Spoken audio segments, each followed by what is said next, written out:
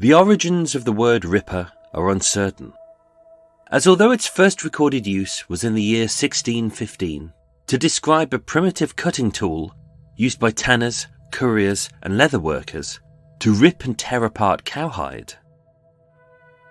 By the late 1800s, in London's East End, the word Ripper had re-entered the modern parlance with a much darker and deadlier meaning, denoting a murderer who takes great pleasure in the slashing and tearing of his victim's flesh.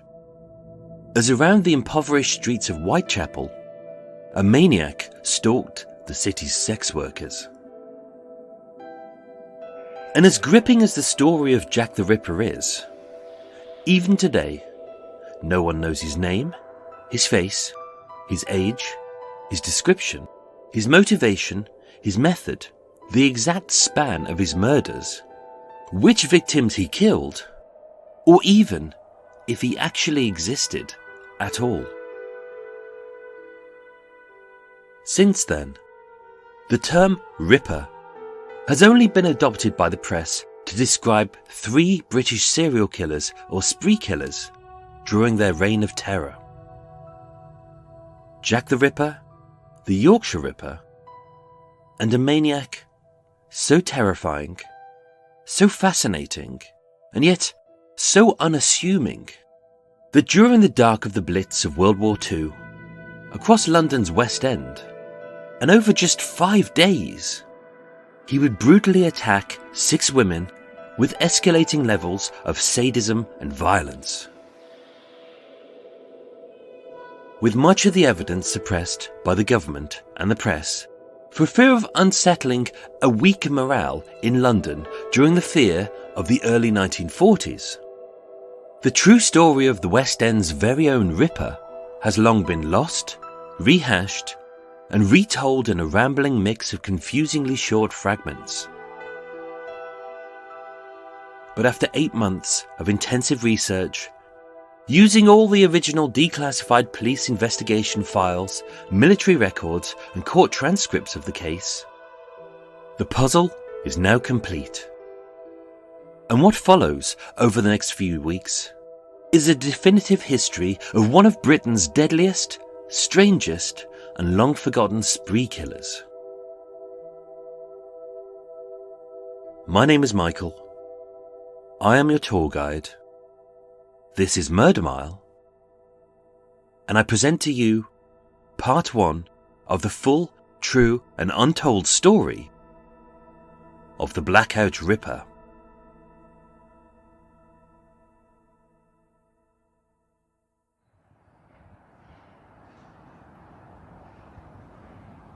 Today, I'm standing on Montague Place in Marylebone, W1.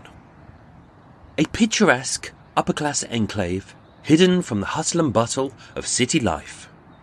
Just 3 streets north of Oxford Street, 4 streets south of Baker Street, 1 street east of Edgware Road, and with Soho, 2 tube stops to the west. Surrounded by a rich mix of 4 to 6 storey townhouses, from the Regency period to the Georgian, Edwardian and Victorian era. Montague Place, which borders the ultra-affluent Montague Square, whose perfectly manicured private garden is alarmed, patrolled and protected by ornate wrought iron gates, with a key which you can only acquire if you were schooled at Eton, holidayed at Monty, bunked with a boy called Jolyon, or your uncle's a QC, don't you know? This area aims to keep the hoity-toity in and the hoi polloi out. And with no beggars, no buskers, and no boozers pebble-dashing its pristine paths with steamy great clumps of working-class puke, what you're left with are rows of half-empty houses, full of cocks with cooks, Burkes with butlers, drips with drivers, fannies with nannies, and posh pricks protected by private security, who are less likely to be robbed and more likely to be slapped, as they're manhandled back to man-child mansions, being too posh to scream too British to cry, and incapable of cacking their pants, having been born with a fine selection of silver cutlery poking out of their poo pipes. And even though, during the 60s, they actually let some Scousers in, called John Lennon and Ringo Starr, being brightly lit, super clean, and regularly patrolled by the police, here in Montague Place, under the shade of the Swiss and the Swedish embassies, you will always feel safe and secure.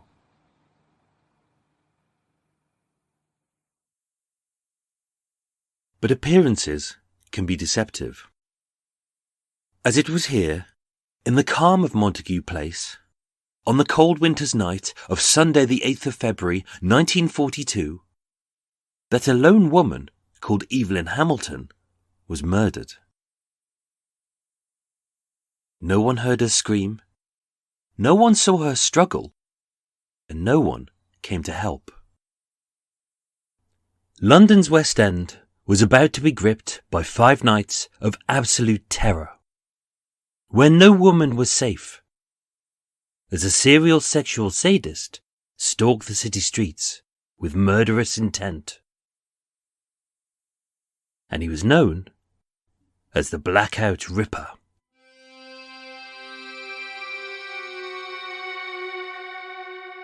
Born on the 8th of February 1901, Evelyn Margaret Hamilton was one of 4 sisters born to Lucy, a recent widow whose deceased husband's insurance had insured his family's finances after his untimely death, giving them stability and security as the economic depression of World War I loomed large.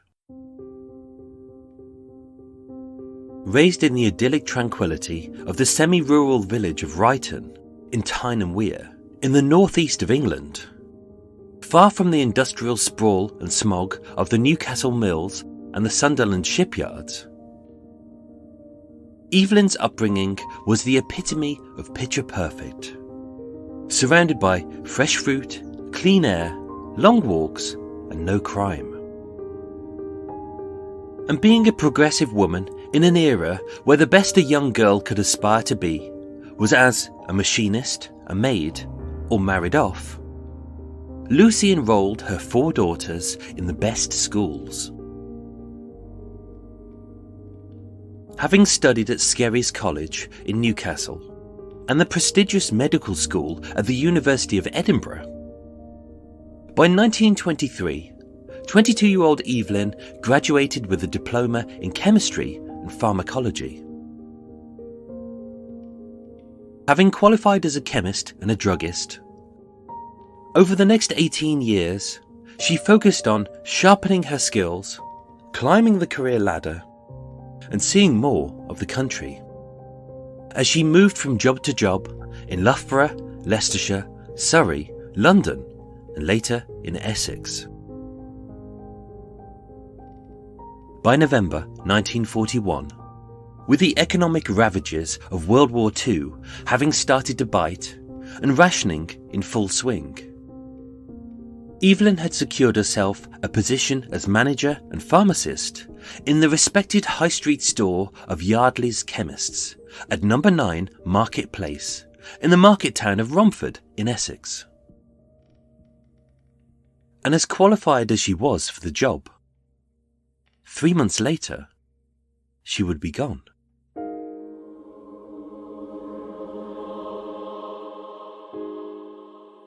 On the surface, Evelyn Hamilton seemed unremarkable and easily forgettable. As being just 5 foot 3.5 inches in height and a slender 7 stone in weight, who wore very little makeup or perfume, never smiled nor spoke, and always dressed down and looked dour. As exceptionally bright as she never wanted to be noticed and blended into the background. Being fastidiously neat, unfashionably dressed, and wrapped in a thick excess of shapeless woolen layers, being thin-skinned, shivery, and prone to goosebumps, even on the warmest of days. With short brown hair, a furrowed brow, and droopy brown eyes, which hung with the air of a sadness of a lonely woman who had never felt loved, was never told she was beautiful, and never once had a best friend nor boyfriend in her 41 years. She had become a shadow of her former self. Evelyn was a very private person, who was quiet, uptight, and troubled.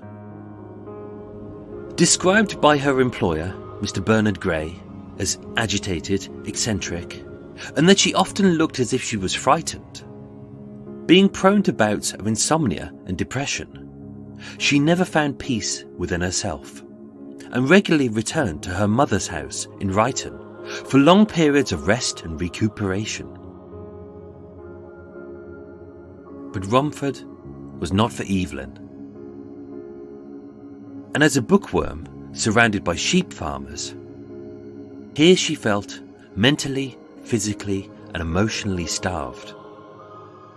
And what she needed was some fun, love, and excitement. Friday the 6th of February 1942 started like any other day. Being a creature of habit, Evelyn rose at 7:30 sharp, washed in the hand basin, nibbled on a breakfast apple, and dressed in her practical clothes she'd laid out the night before. A thick woolen jumper, a thick woolen skirt, stockings, a bra, a white vest, and 2 pairs of undergarments to keep out the cold. With the February snow being thick underfoot and the icy winter wind howling, she wrapped up warm in a full-length camel hair coat, an orange and pea-green woolen scarf, a green woolen turban-style hat, and black leather gloves. And having applied a thin coat of pink lipstick, hardly a shade darker than her own lips, draped over her shoulder a beige canvas gas mask, standard issue during World War II, and clutching her dark leather handbag, which looked less like a fashion accessory and more like a wrapped parcel. She gave a polite smile to Mrs. Eva Lever, the landlady of her middle-class lodging called The Haven on Linkway in Hornchurch, and headed towards the bus stop.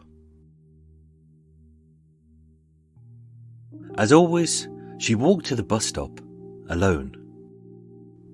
She stood at the bus stop alone and opened the shop alone, not realizing, as much as she hated her new routine, that she would never do it ever again. Being a tall 4-storey brick and sandstone building right in the heart of Romford's busiest market, Yardley's chemist shop at number 9 Market Place should have been a profitable business. But with times hard, tensions high, and the economy in disarray, as Britain entered its 3rd year in a 6-year war, 16 months after the Dunkirk evacuation and 16 months before the D-Day landings, as the invading forces took France and loomed nearer the English coast, it began to look like Germany would win. So sadly, both Evelyn Hamilton and her 14-year-old assistant, Mrs. Bettina Grace Gray, were given their notice. And being paid a wage of £5 per week, roughly £250 today, Evelyn was given 1 month's pay, and the doors of Yardley's chemists closed forever. 2 days later, she would be dead.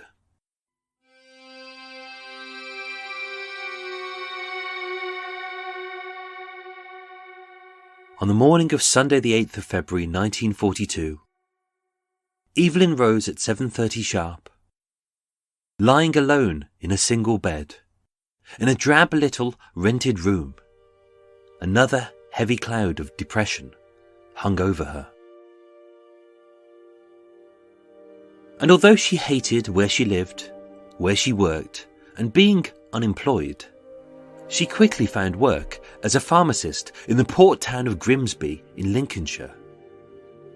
A place where she had no family, no friends, and would once again be a single woman in a lonely bed in an empty room.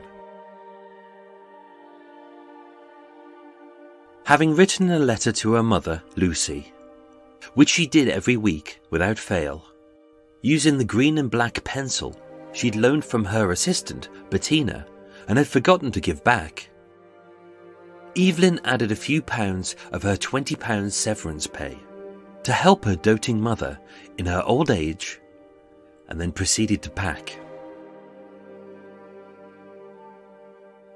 Into a large brown trunk, she placed her treasured possessions: her family photos of her mother and 3 sisters, a stack of books, mostly chemistry textbooks, a history of women's suffrage and political literature, as she was an ardent socialist, and her practical clothes, all of which were neatly washed, ironed, and etched with the laundry mark E2474. Into a medium-sized overnight bag, she placed a toothbrush, a hairbrush, a book, and a change of clothes. Perched next to that sat her dark brown leather handbag, containing a white metal lighter, a veneer cigarette case, a metal compact, a pink lipstick, a set of handkerchiefs etched with an E2474 laundry mark, a purse containing what remained of her £20 severance pay, roughly £1,000 today. Next to which she'd laid out her coat, hat, scarf, gloves, and gas mask. And having settled her account in full with Mrs. Eva Lever, the landlady of the Haven, politely declined a spot of tea, and left instructions for a railway man to arrive on Monday morning to collect her trunk and send it to Grimsby. Evelyn sat alone on her single bed, smoked a cigarette, and opened 4 brightly coloured cards from her family. As not only was today her last day alive, it was also her 41st birthday. What follows are the last known movements of 41-year-old Evelyn Margaret Hamilton. On Sunday the 8th of February 1942 at 7:20 p.m, dressed in her camel hair coat, brown velvet underjacket, white vest, green jumper, brown skirt, brown stockings, black shoes, and her usual 2 pairs of undergarments, with a pea green and orange scarf, and a green woolen hat, Evelyn arrived at Hornchurch train station, clutching a medium-sized suitcase, a brown leather handbag, and purchased a one-way ticket to London. Arriving at Aldgate East at 9:40 p.m, 4 hours after dusk, the city was in pitch black as the wartime blackout was in force. And with all the streetlights dimmed, doors closed, curtains shut, and vehicle headlights reduced to mere slits to obscure the urban sprawl from the German bombers above, using her trusty 8-inch metal torch, Evelyn joined a sea of people with dull bobbing lights as she took a Hammersmith and City Line train 9 stops west to Baker Street.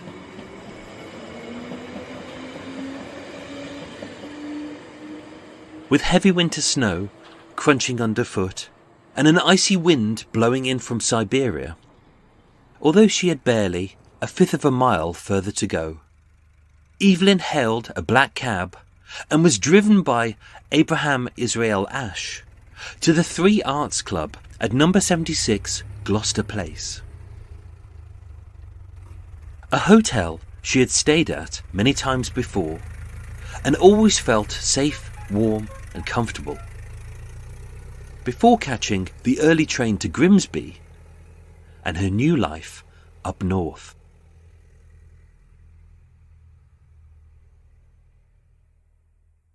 The time was 10:15 p.m. And so far, nothing out of the ordinary had happened. Her trains were on time, her cab driver was pleasant. She hadn't been shortchanged, swindled, followed, accosted or abused. And like many other ordinary people living in a sprawling metropolis like London, with no debts, drink or drug issues, and no enemies whatsoever, she was an entirely unlikely person to ever be murdered. Evelyn was just a shy, nervous lady, going about her business and not being a bother to anyone. With half a crown covering the taxi fare and Abraham's tip for carrying her suitcase up the Three Arts Club stairs, Evelyn checked into a single room for one night and didn't unpack. Instead, feeling a little peckish, having politely declined her former landlady's kind offer of a spot of tea, Evelyn asked Mrs. Kathleen Jones, manageress of the Three Arts Club, if food was still being served. But with the kitchens now closed, Evelyn set out into the dark streets of Marylebone in search of sustenance.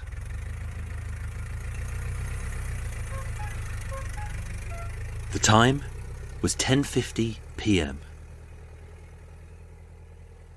And with the street being cold, her stomach having rumbled too many times, and the batteries of her metal torch slowly dying as the dim bulb began to fade, Evelyn hopped in a black cab and headed half a mile south to the one place that was always open and never stopped serving. This was her last cab ride to her final meal, which passed a little side street behind her hotel called Montague Place, where just a few hours later, Evelyn Hamilton would be found dead.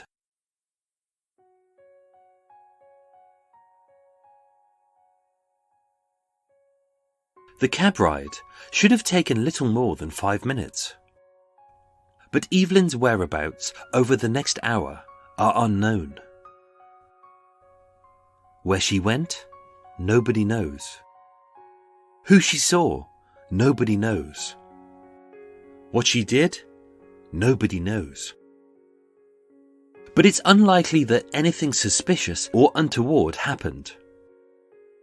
It's just an odd gap in the last known movements of a shy, quiet lady with very few friends, a fondness for solitude, and a deep desire to be anonymous, blend into the crowd, and never be noticed.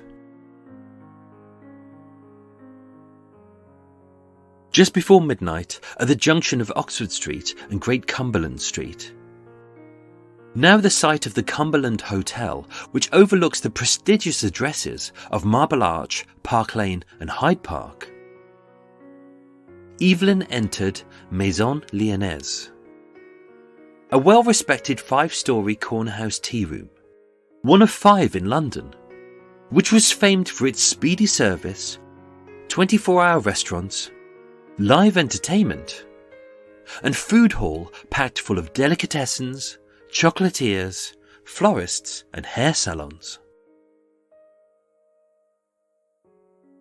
Witnessed by waitress Betty Whitcover walking into the brasserie, although she was neither seated nor served by Betty, she felt a sympathetic pang for Evelyn. A lonely woman sitting by herself amongst a sea of raucous friends, kissing couples and boozy servicemen, as she raised a single solitary toast to herself on this, her 41st birthday.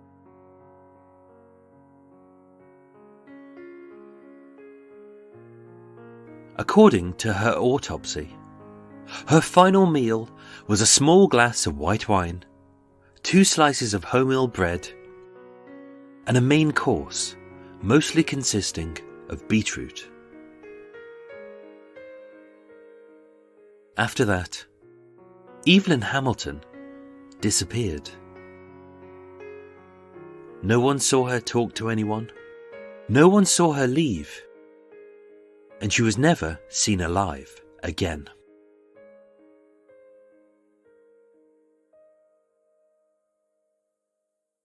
On the following morning of Monday the 9th of February 1942 at 8:40 a.m, local Paddington plumber Harold Batchelor and his mate William Baldwin were walking to their first job of the day.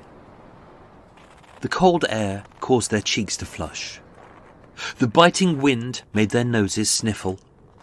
And under their boots they crunched a fresh layer of pristine white snow as they crossed over Gloucester Place and into Montague Place.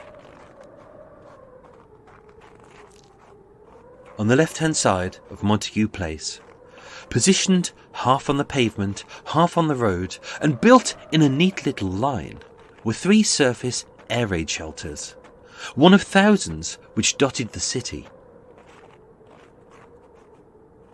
Being 7.5 foot high, 7.5 foot wide, with a 23-foot long middle shelter and 2 half its size either side. Although these 3 oblong blocks made of 14-inch brick, 1 foot thick reinforced concrete roofs, and covered with 20-kilo sandbags wouldn't protect its terrified occupants from a direct hit. 1 year earlier, it had saved over 100 residents from certain death, having shielded them from the blast wave, shrapnel, and falling debris of a Nazi bomb. So in Montague Place, these air raid shelters were a place of safety. Last night, though, there wasn't an air raid. No German bombers had flown by, and no bombs were dropped. So apart from the occasional homeless man or kissing couple, the shelters would be empty.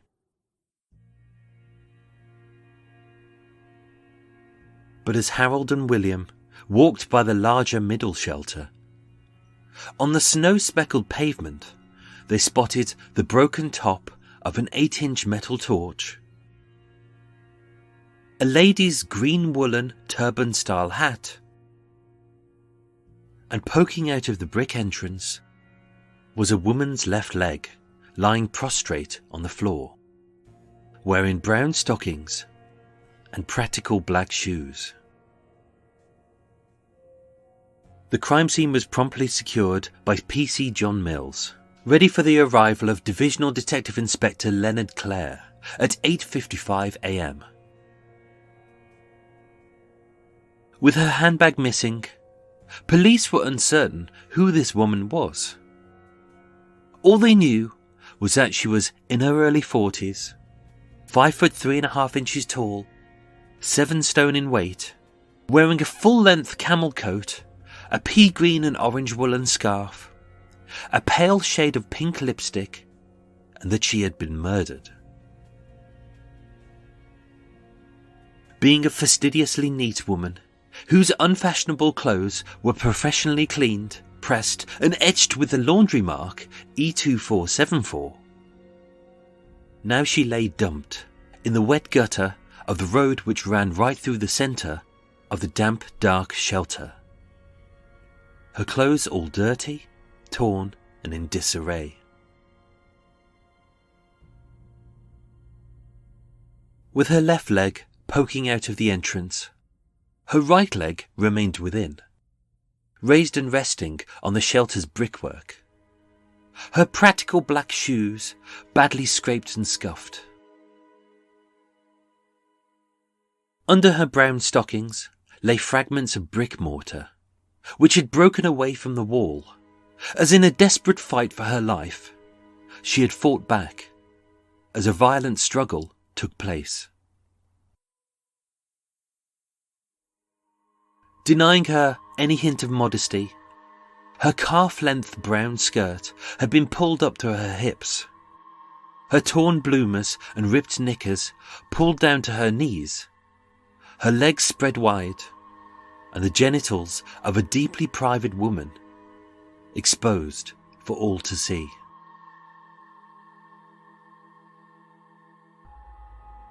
What hatred he'd had for this small timid woman. To humiliate her in such a way, nobody would know. But with her camel hair coat splayed open under her cold corpse, her white vest torn, deliberately exposing her right breast, police felt that not only had she been posed, but that her punishment wasn't just a violent and sickening death, but also her humiliation. And although her pea green and orange woolen scarf slightly masked her bruised cheeks and bloodied lips, peeping out from above, her eyes were etched with terror. 3 days later, 41-year-old Evelyn Margaret Hamilton was identified at Paddington Mortuary by Mrs. Kathleen Rosa Jones, manageress of the Three Arts Club, her former employer, Mr. Bernard Gray of Yardley's Chemists in Romford, and by her sister, Kathleen Hamilton. At 3 p.m. that afternoon, an autopsy was held at Paddington Mortuary by the Home Office pathologist and father of forensic science, Sir Bernard Spilsbury, in the presence of Divisional Detective Inspector Leonard Clare. But the evidence presented before them was perplexing. With her handbag, purse, money, and all forms of ID missing, police considered the possible motive of robbery, but were confused as to why her attacker had left an expensive gold watch on her left wrist. With no sperm found in her vagina, police ruled out rape, as sexual intercourse had not taken place. But they couldn't account for the small amount of blood found in and around her vagina. And with abrasions to her legs, scalp and back, with a 1-inch cut above her left eyebrow, a 2-inch bruise on her right cheek, a 3-inch abrasion on the back of her neck, and an odd series of small cuts on her right breast. Was this a physical assault, or the work of a sexual sadist? What they knew for certain was that, owing to her body's temperature and state of decomposition, Evelyn Hamilton's time of death was roughly 1 a.m. Barely an hour after the waitress Betty Wigcover had seen her in Maison Lyonnaise, a time which was corroborated by her broken gold watch. And that, with her bloodshot eyes, her dilated pupils, her flushed swollen face, her fractured larynx, her engorged lips, fingers and swollen tongue, which jutted from the white froth of her open mouth, with a clear bruised outline of a thumb over her throat and 4 fingers pressed into the mottled flesh at the back of her neck. Police were certain that she had been throttled to death by a left-handed strangler.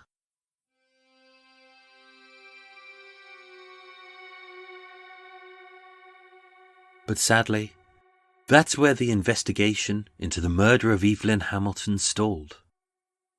As with no motive, no witnesses, and no fingerprints whatsoever, very little physical evidence beyond her torn clothes, her broken torch, some scuffed shoes, a few fragments of brick mortar, and a tin of Ovaltine tablets and a pack of Master's safety matches, which could have belonged to anyone, as well as the fresh snow having masked any footprints, and the last hour of Evelyn's life being a complete mystery. Her shocking murder on Montague Place asked more questions than it answered, such as, If she took a cab from the hotel to the restaurant, why didn't she take one back? If she walked back, why would she do so alone, in the cold, and with a broken torch? And with Montague Place being barely a 10-second walk from her hotel, why would she go inside of an air raid shelter on a night when there were no air raids? Was Evelyn followed? Did Evelyn have a dark side? Had Evelyn a secret enemy? Or was 41-year-old Evelyn Hamilton a bookish woman who was too shy to talk, too timid to dress up, and too reticent for red lipstick, who hid in the background of life and had no experience of love? Was this painfully lonely woman approached by a man, flattered by his attention, brought a birthday drink, and then lured to her death by the first man ever to tell her that she was beautiful? That we shall never know. Her murder would have remained unsolved. But during that terrifying week in February 1942, across the dark-lit, bombed-out streets of London's West End, as the petrified people scurried in the darkness for fear of being murdered by the German bombers which loomed above, a sexual sadist stalked the city streets. Evelyn Hamilton was the first victim, but she wouldn't be the last, of the Blackout Ripper.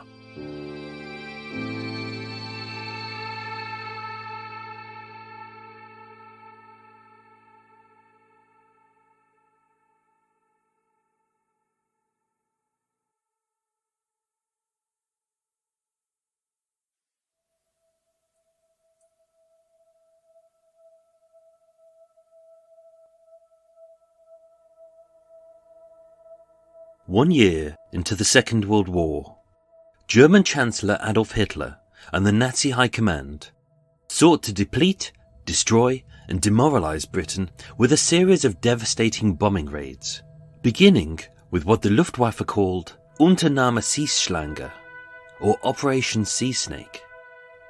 A terrifying attack from the clouds, so fast and so deadly that the British people referred to it by the German word for lightning. They called it the Blitz.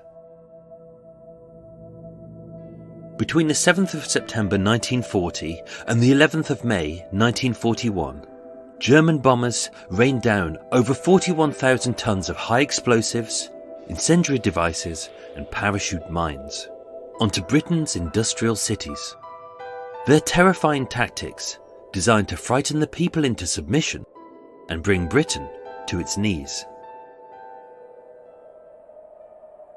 But amidst the smoky, bombed-out inferno of London's West End, with a blackout in force which plunged the soot-covered city into a perpetual darkness, as the petrified populace scoured the skies for German mass murderers who loomed above, a person of pure evil stalked the city streets.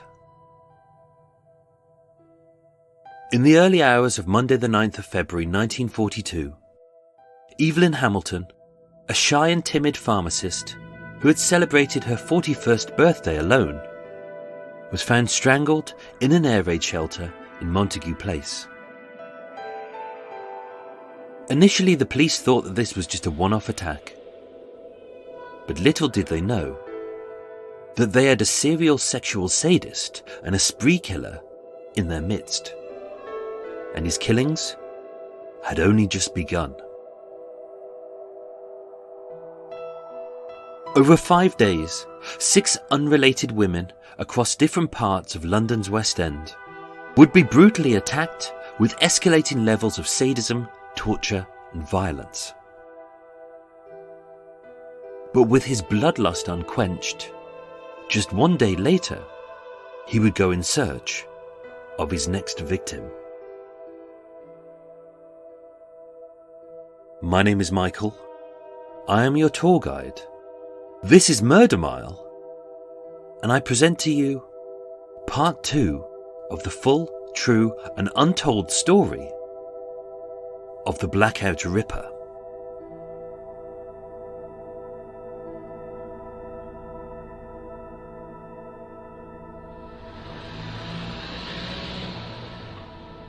Today I'm standing on Wardour Street, back in the heart of Soho, one road west of Old Compton Street, and barely a 1-minute walk from the murder sites of the deadly dentist Isidore Ziefert, shadowy sex worker Margaret Cook, sweet-faced fanny seller Ginger Ray, crazed cock chopper William Stolzer, and chronic Canadian willy fiddler Richard Rhodes Henley. Sadly, this unsightly side of Wardour Street has been stripped of its soul and replaced by nosh shops for numpties, takeaways for twits, and wanky eateries for the anally retentive, which somehow survive by selling one type of food, whether ham, fish or hummus, by avoiding one type of food, whether meat, wheat or milk, by rebranding buffets as street foods, salads as main meals, sandwiches as some kind of luxury, and where cigar shops flog off 30 quid's worth of old rolled leaves to non-smokers who light up, lean back and aim to act cool, slick and aloof, but instead look green, sick and queasy. And although by the 1940s this side of Soho was full of drafty, bombed-out, hardly habitable terraces, only suitable as homes for the less fortunate, many of which have since been demolished. It was here, at 153 Wardour Street, that an ambitious woman called Evelyn Oatley came to London to seek her fame and fortune. But instead, she found infamy as the second victim of the Blackout Ripper.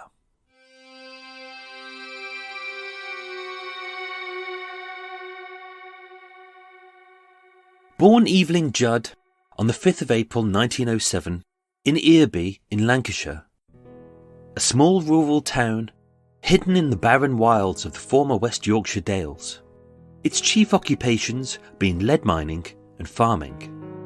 With a population of roughly 70 families and 6 times as many cows, sheep and pigs. Raised by her beloved mother, Rosina, busy father and 1 brother, although her childhood was poor but pleasant. For young Evelyn, Earby was an industrial eyesore in a dull rural setting, where the air hung with soot and the strong stench of manure, a far cry from the bright lights of London's West End. Desperate to escape, to act, to sing, to dance, and to blossom into Shaftesbury Avenue's latest sensation, selling out theatres every night and surrounded by adoring fans, lackeys and lovers, Evelyn's hopes were dashed early, as with Earby not blessed with a single playhouse, drama school, and no theatre producers driving by, eager for a new blonde ingenue to headline his latest West End shows, and maybe later Broadway, and even Hollywood too. Evelyn left school aged 14, with no skills nor qualifications, and drifted into a series of dead-end jobs, trapped by isolation and circumstance. Still dreaming of being famous and adored, aged 15, unmarried Evelyn gained local notoriety by becoming pregnant by an unknown man. A big scandal in the early 1920s. So unable to support the child, Evelyn's daughter was put up for adoption, later living her life somewhere in Canada. By 1932, 25-year-old Evelyn Judd met Harold Mollinson Oatley, a kind, loving and sweet-natured poultry farmer who could provide her with a good life, full of love, money and a sweet little bungalow on Rover Road in the larger but equally isolated town of Thornton in Lancashire. But Evelyn didn't want to be a chicken farmer's wife. She wanted to be an actress. So being too timid to dissuade her of the dangers of big city life, and hoping that she'd eventually see sense, get the acting bug out of her system, and come back to marry him, her beloved boyfriend Harold financed Evelyn's trip to London to fulfill her dreams.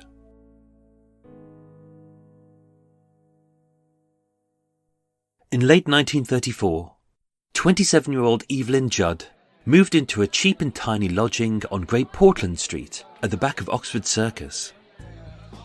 And having adopted the stage name of Lita Ward, she eked out a meagre living as a nightclub hostess, a dancer in disreputable theatres, and even at Soho's infamous Windmill Theatre, where every night topless girls jiggled their tits and swung their tassels to crowds of drunk, drooling deadbeats.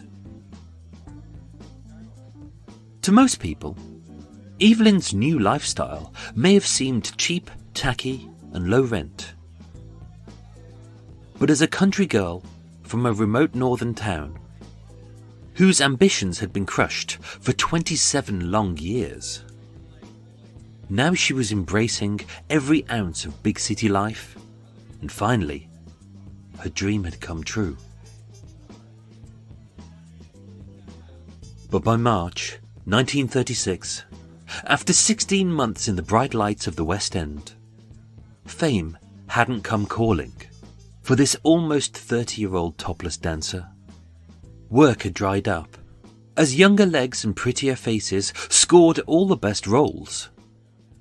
And with her money having run out, Evelyn returned to the poultry farm, where just a few months later, on the 25th of June 1936, she married Harold and became Mrs. Evelyn Oatley.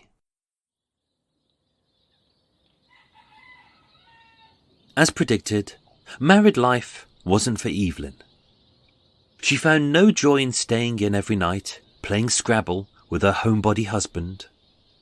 No peace being tucked up in bed with a book by 9 p.m. And no reward cleaning out crap out of the chicken coops.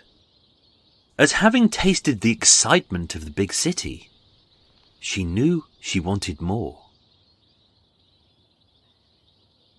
Trapped in a dull life of squawking birds, in local hotels under an assumed name, Evelyn started clandestine affairs with married men and continued to live and work in London, all under the nose of Harold, who was too ineffectual to stop her and too dull to offer her an alternative.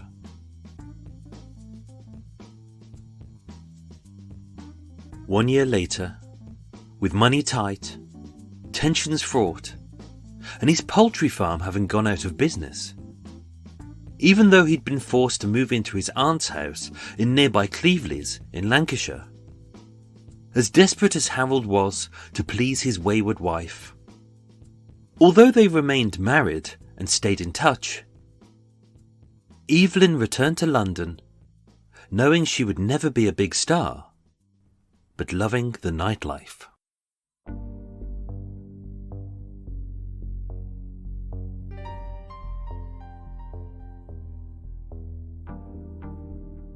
By February 1939, with Britain on the brink of Second World War, Evelyn Oatley had moved into a tiny one-roomed flat on the first floor of 153 Wardour Street.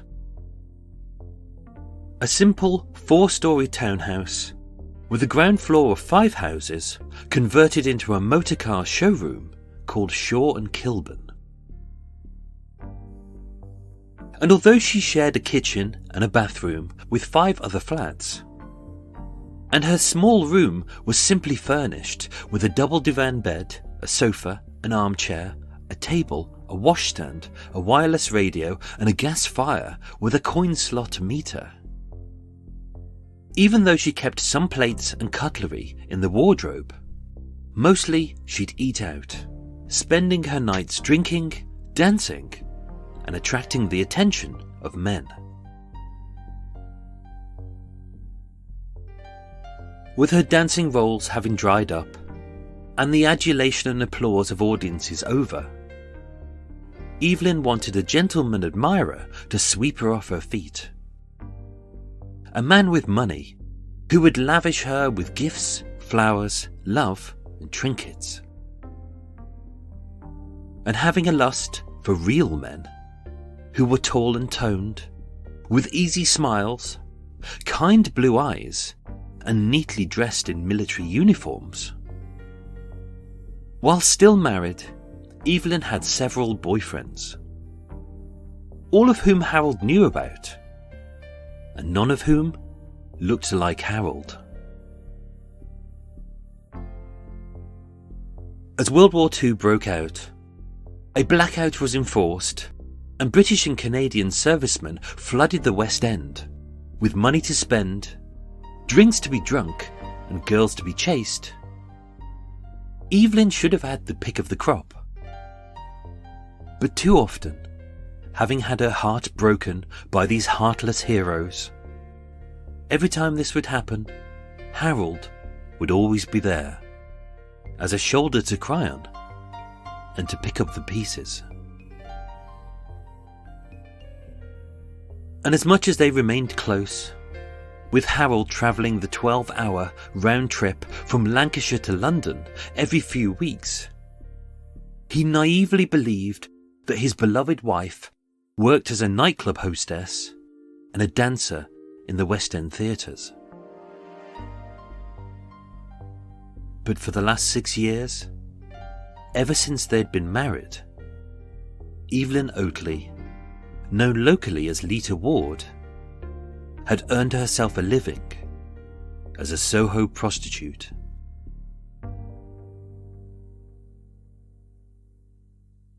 Being 5 foot 1 inches tall, 7 stone in weight, with dark blonde curly hair, blue eyes and a cheeky smile, Evelyn was well regarded amongst Soho sex workers as fun, honest and generous. And as a confident woman, Evelyn had no qualms about picking up punters and bringing them back to her flat for drinks and sex.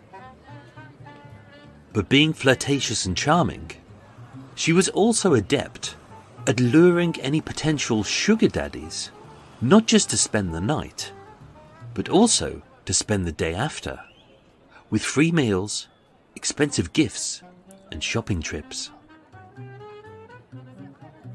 And as much as Evelyn was a woman of morals, who never stole from customers, never worked on Sundays, and only picked up punters on her patch, she was also a heavy drinker of scotch, not picky about the men she picked up. And according to a close friend, she was a desperately lonely lady who craved attention, feared solitude, and longed to be loved.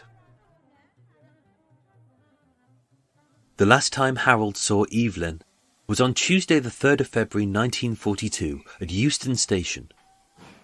As from the train which took him back to Lancashire, he waved his beloved wife goodbye, hoping one day that she would come back to him, and never realising that the next time he would see her, she would be dead. 6 days later, on the morning of Monday the 9th of February 1942, in an air raid shelter on Montague Place, barely 1 mile from Wardour Street, the strangled and mutilated body of Evelyn Hamilton would be found. Police thought it was a one-off. But with his sadism still unsated, that evening, the Blackout Ripper would stalk the West End looking for his next victim. And her name was Evelyn Oatley.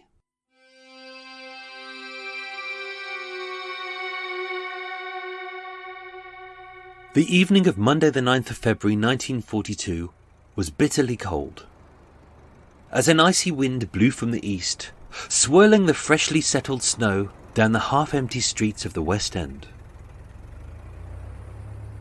On her regular patch, a stretch of pavement from Lawley's fine bone china shop on Regent Street to Piccadilly Circus.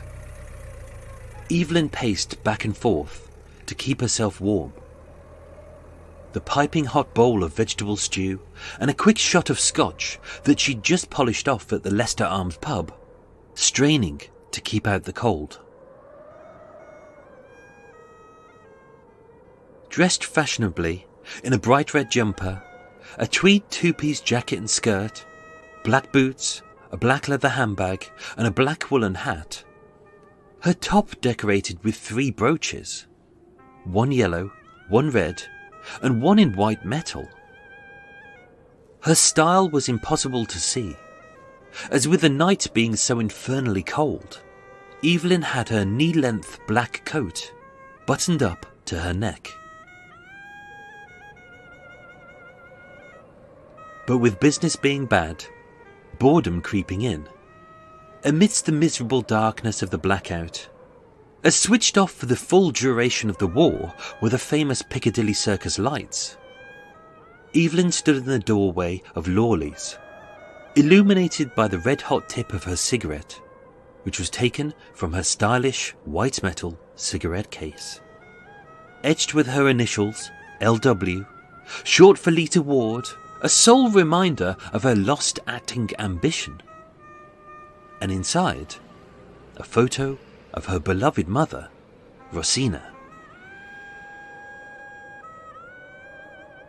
Feeling cold and lonely, Evelyn wouldn't be choosy about who she picked up, as all money was good, and all she wanted was to head home, pop on the fire, and hop into bed. But soon, she would be cold for a very different reason. And what follows are the last known sightings of Evelyn Oatley.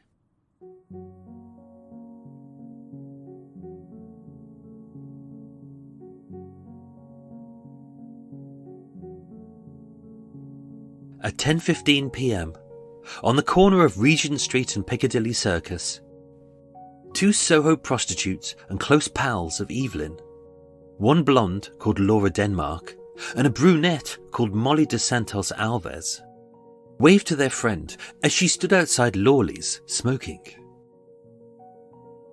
With both Laura and Molly having been chatted up by 2 tall, slim and handsome, if slightly sozzled RAF men from the Royal Air Force Reception Centre in nearby Regent's Park, they took the men back to their flats. Molly headed to Denham Street with the red-headed corporal, and Laura headed to Frith Street with the fair-haired aircraftman. At 11 p.m, outside Monaco's, a reputable late-night restaurant once used as a pick-up place for sex workers and servicemen, on the corner of Shaftesbury Avenue and Piccadilly Circus, a part-time waitress and prostitute called Anne Carew saw Evelyn, who she knew as Lita Ward, chatting to a Canadian soldier dressed in a khaki battle dress. And although cold, she seemed chatty and only a little bit tipsy. And seeing Anne, she waved, wished her a good night, and guided the military man towards her flat through the dark-lit streets of Soho, guided solely by the dim light of her 6-inch metal torch.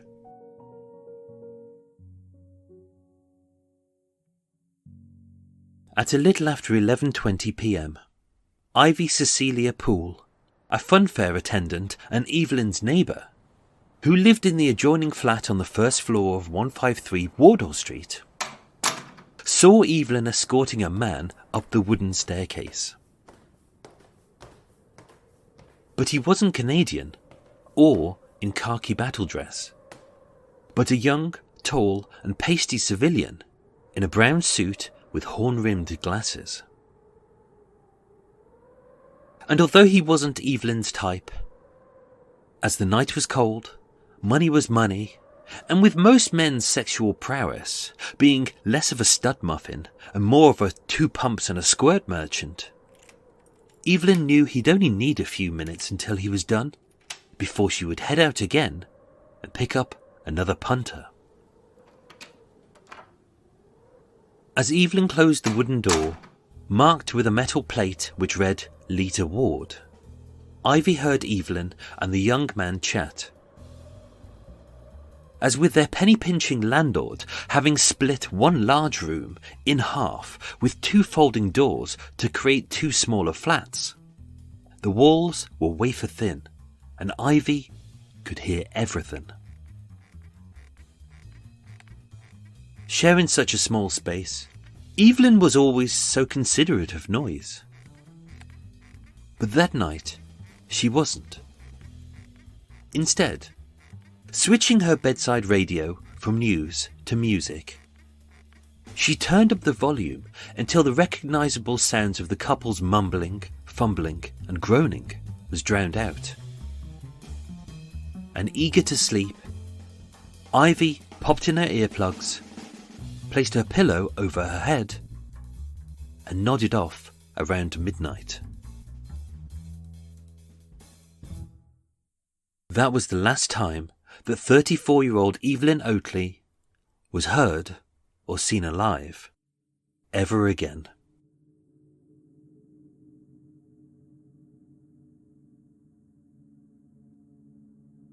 The next morning, on Tuesday the 10th of February 1942 at 8:20 a.m, with her room all dark and silent, Ivy had slept so soundly over the last 8 hours that she barely heard the loud banging on her door.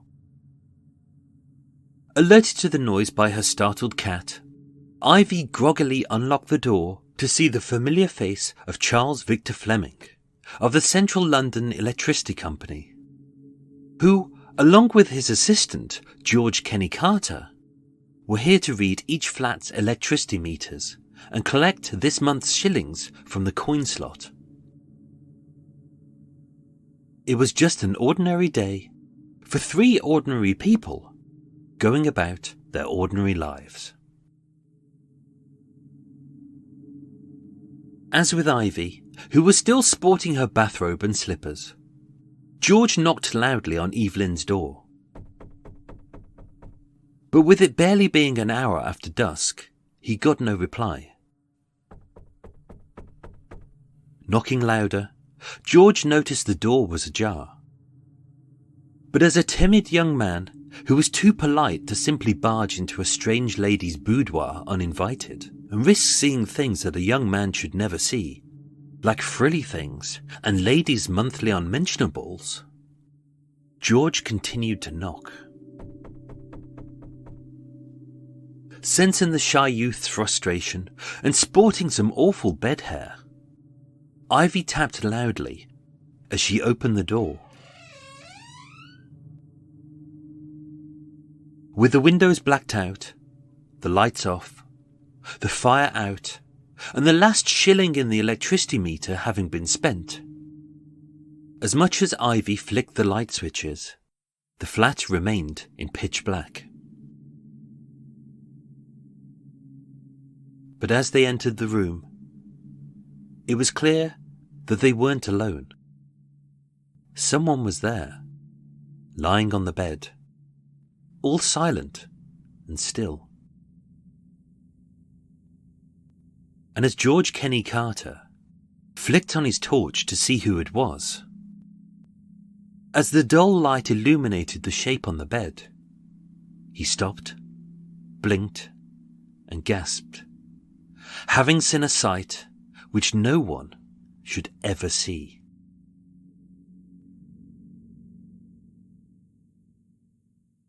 First on the scene at 8:35 a.m. was Inspector John Hennessy of West End Central Police Station, having spent the night at the police section house on Broadwick Street, just one street behind, who secured the scene to ensure that nothing was touched, and was swiftly followed by Detective Inspector Clarence Jeffrey and Divisional Surgeon Dr. Alexander Baldy at 8:50 a.m.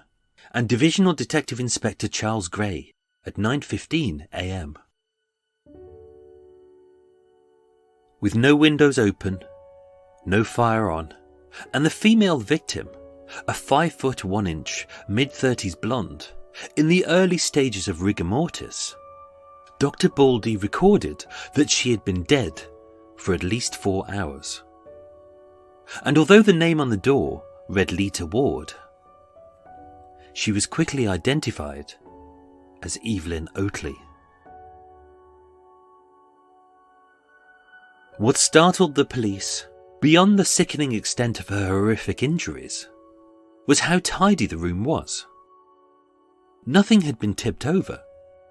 Very little was broken, and there didn't seem to have been a struggle. In fact, almost everything seemed to have been just as Evelyn had left it just a few hours before. It was almost as if she had welcomed her attacker in, had known him, liked him, or simply felt comfortable with him. And yet this shocking and vicious attack had come out of the blue. On the mantelpiece, where she had always kept them, Evelyn had placed the keys to her flat.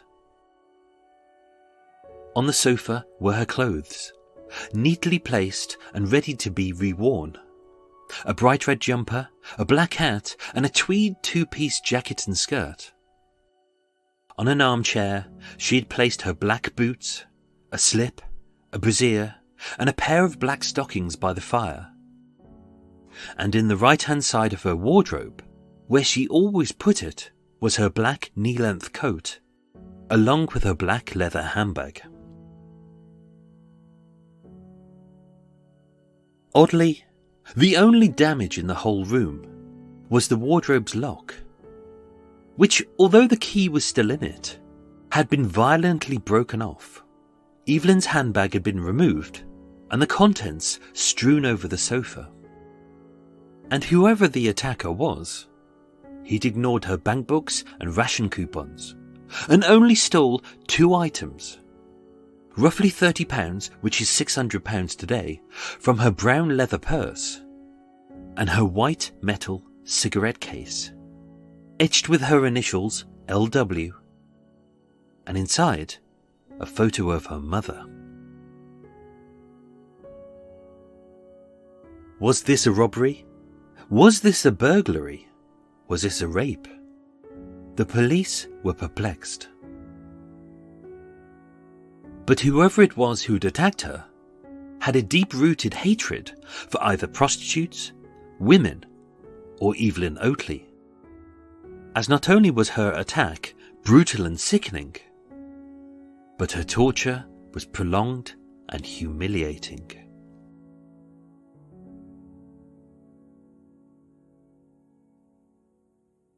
In the centre of the room, with the headboard against the wall, between 2 blacked-out windows, was her double divan bed. Lying face up and sprawled diagonally across the freshly made sheets was the cold corpse of Evelyn Oatley. Her body splayed and posed, with her thin cotton vest and silk nightdress rolled up, exposing her legs, genitals, and breasts. With no one having heard her scream, and the bruised outlines of a thumb and 4 fingers across her throat and neck, Evelyn was initially strangled by hand in an unprovoked attack, which trapped her windpipe, crushed her vocal cords, and made her more pliable. As although she drifted in and out of consciousness for the next few minutes, what happened next was done while she was still alive. With her head slumped backward, hanging over the side of the bed, using the 2-inch blade of an ever-ready razor, a 5.5-inch wound was cut, from her right ear to her voice box. So deep it exposed her throat, split open her jugular vein, and left a 6-foot trail of blood from the bed to the door. As Evelyn clutched onto her last few moments alive, being immobile as her body was drained of blood, her bare legs were splayed wide. And as with Evelyn Hamilton, although there was no semen found in her vagina. In and around her genitals were a series of 12 unusual wounds. Some less than half an inch long, one more than 3.5 inches long, but all were rough, jagged tears, made using an old-style kitchen can opener, with a sharp, hooked claw. But his sadism hadn't stopped there, as having placed the metal can opener next to her left knee and posed the blood-soaked razor blade next to Evelyn's ghostly white face, as well as an ominous set of blood-stained curling tongs, her sadistic killer, not content with her torture and humiliation, had inserted, 4 inches deep, her 6-inch metal torch into her open and exposed vagina.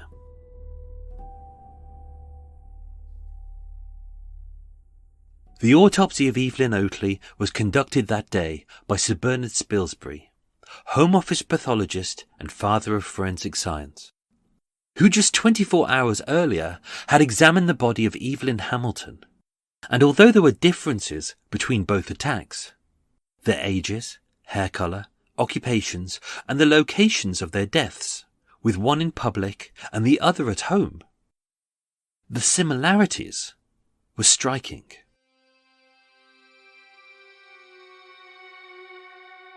Both women were lonely and alone. Both women were in the West End. Both women had been robbed of roughly £20. Neither woman had been raped.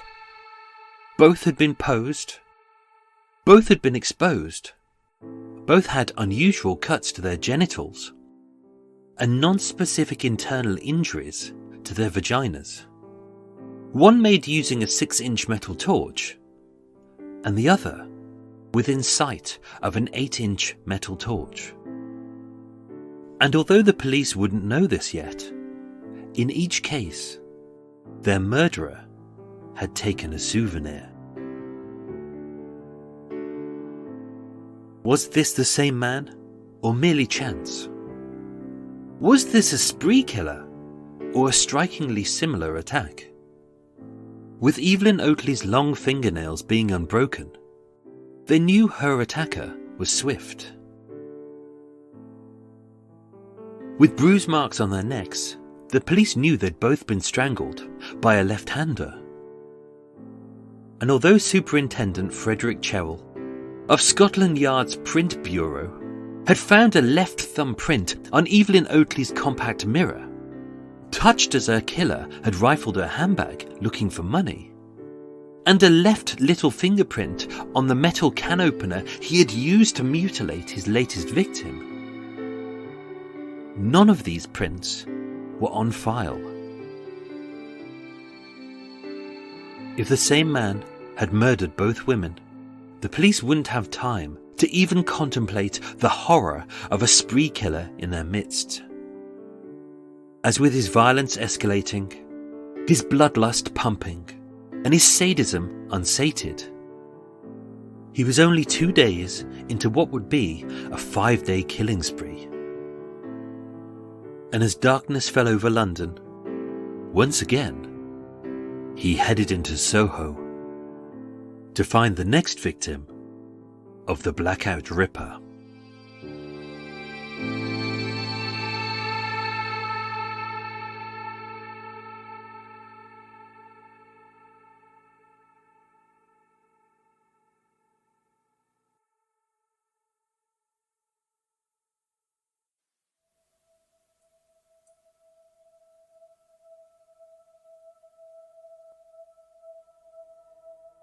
On the 1st of September 1939, following the Nazi annexation of Poland, Britain declared war on Germany. And in a brutal conflict which spanned 4 continents and raged for 6 years and 1 day, by the end of the Second World War, over 73 million people would be dead.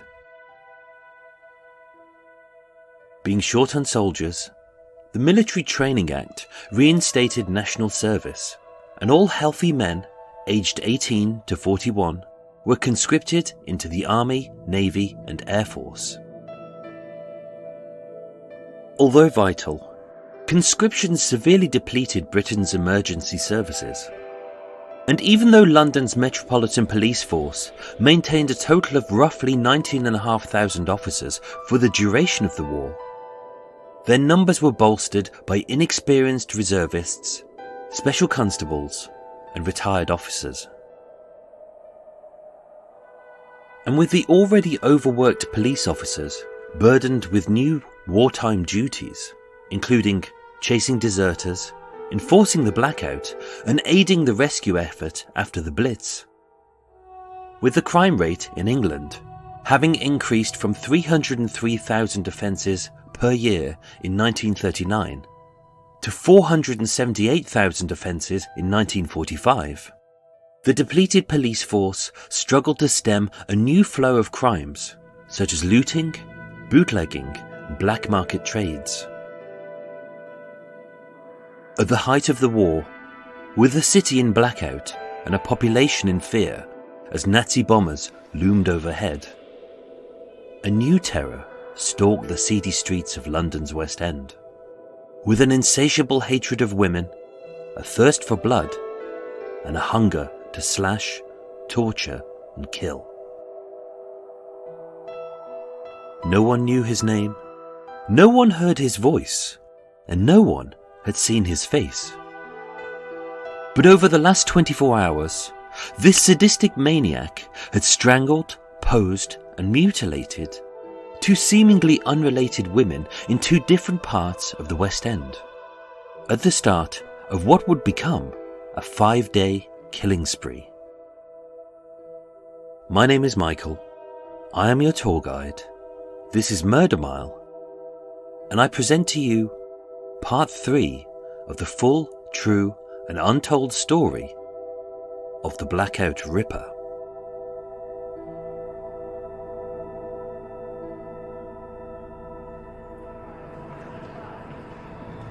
Today, I'm standing on Gosfield Street, W1, in an upmarket residential area called Fitzrovia, north of Soho and barely 5 minutes walk from Wardour Street, Oxford Circus and Regent's Park. Being a small one-way side street lined with at least 6 trees, but no bushes, no grass and no flowers, no cats, no dogs and no birds, no stores, no cafes and no pubs, no shoppers, no buskers and no life whatsoever, Gosfield Street is quite possibly one of the most boring places in the West End. And number 9 to 10 Gosfield Street is a prime example.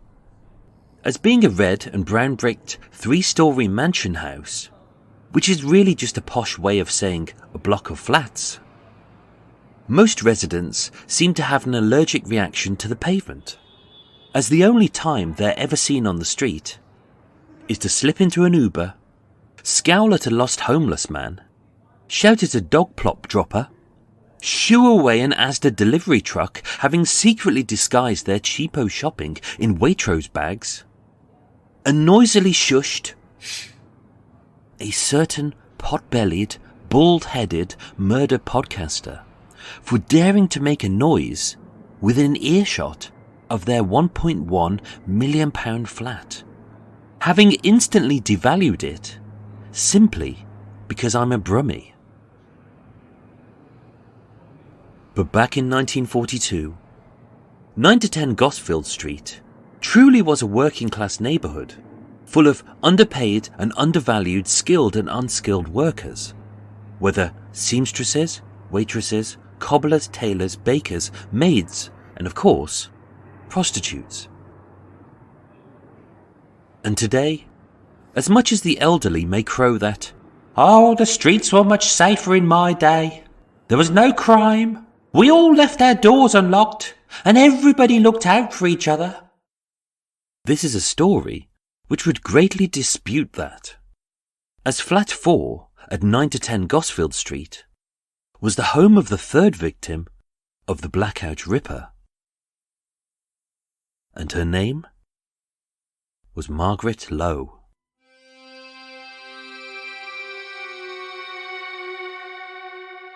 The early life of Margaret Lowe is as mysterious as her death.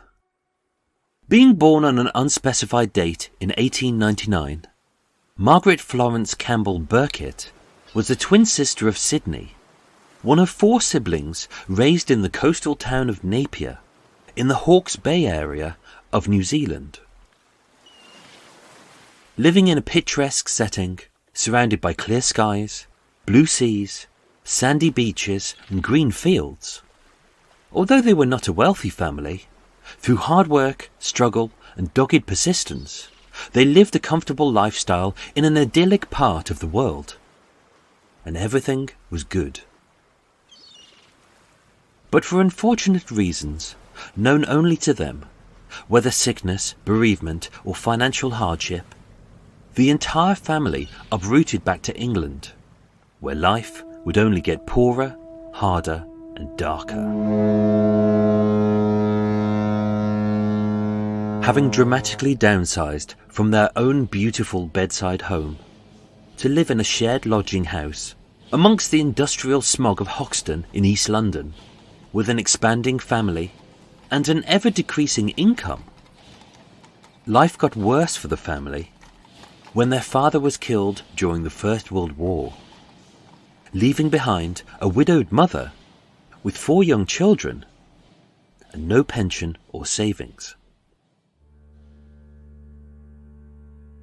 Dreaming of living a better life and shamed by the stench, poverty and squalor she lived in, Margaret left school with a limited education and spent 5 years toiling away in several unskilled dead-end jobs for long hours, very little pay and no future. What happened in between is uncertain.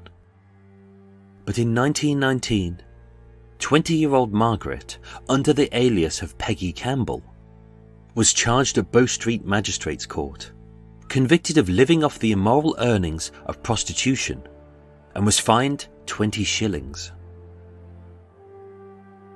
Shamed by her conviction, her sentence, and the depths to which she had sunk, 2 years later, fate seemed to finally smile on Margaret, as having fallen in love with 40-year-old Frederick George Lowe, a kindly widower who was 18 years her senior.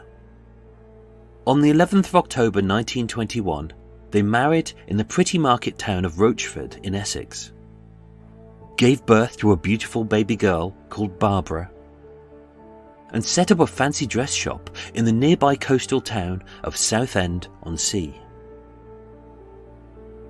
And having returned to an idyllic life, full of clear skies, blue seas, sandy beaches and green fields, once again, life was good.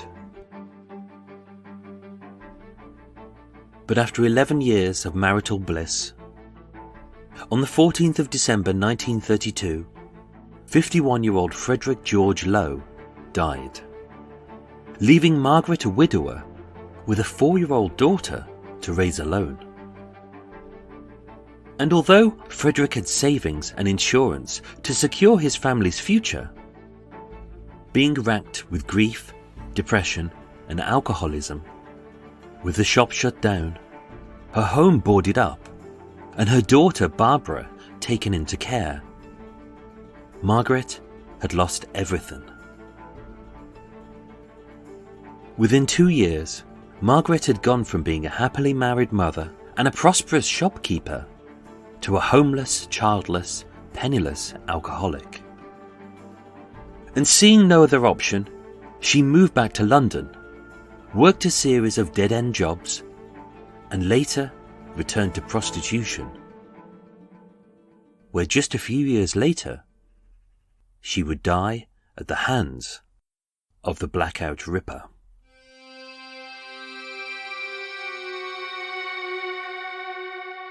Between Monday the 9th and Wednesday the 11th of February 1942, on 3 consecutive days, in 3 different streets within 1 mile of the West End, 3 women were murdered. But if their sadistic deaths were perpetrated by the same man, how does he know these women? And what connects them?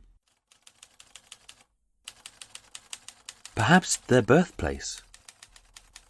This we can rule out, as Evelyn Hamilton was born and raised near Newcastle in the northeast of England, Evelyn Oatley in Lancashire in the northwest, and Margaret Lowe in Napier in New Zealand and Hoxton in East London. So none of these women were childhood friends. Education. This we can rule out, as with Hamilton being degree educated at Edinburgh University, and Oatley and Lowe having left school with no qualifications. Being raised in different counties and countries, almost 8 years apart, none of them would have been school friends. Personality. Again we can rule this out, as with Hamilton being a shy pharmacist, Oatley being a confident socialite, and Lowe being a depressed alcoholic. Even though they never lived on the same street, frequented the same pubs, and with the exception of a few occasional stays at the Three Arts Club for lectures, Hamilton never lived in London, so it's highly unlikely that they socialised together. In fact, as three wildly dissimilar women, from different statuses, outlooks and situations, although they were all within 1 square mile of each other during those 3 fateful days, based on the hundreds of witness statements taken by the police from anyone who knew them, there is no evidence at all that Evelyn Hamilton, Evelyn Oatley and Margaret Lowe ever met or knew each other. And the only time that their names were linked together was when they were murdered.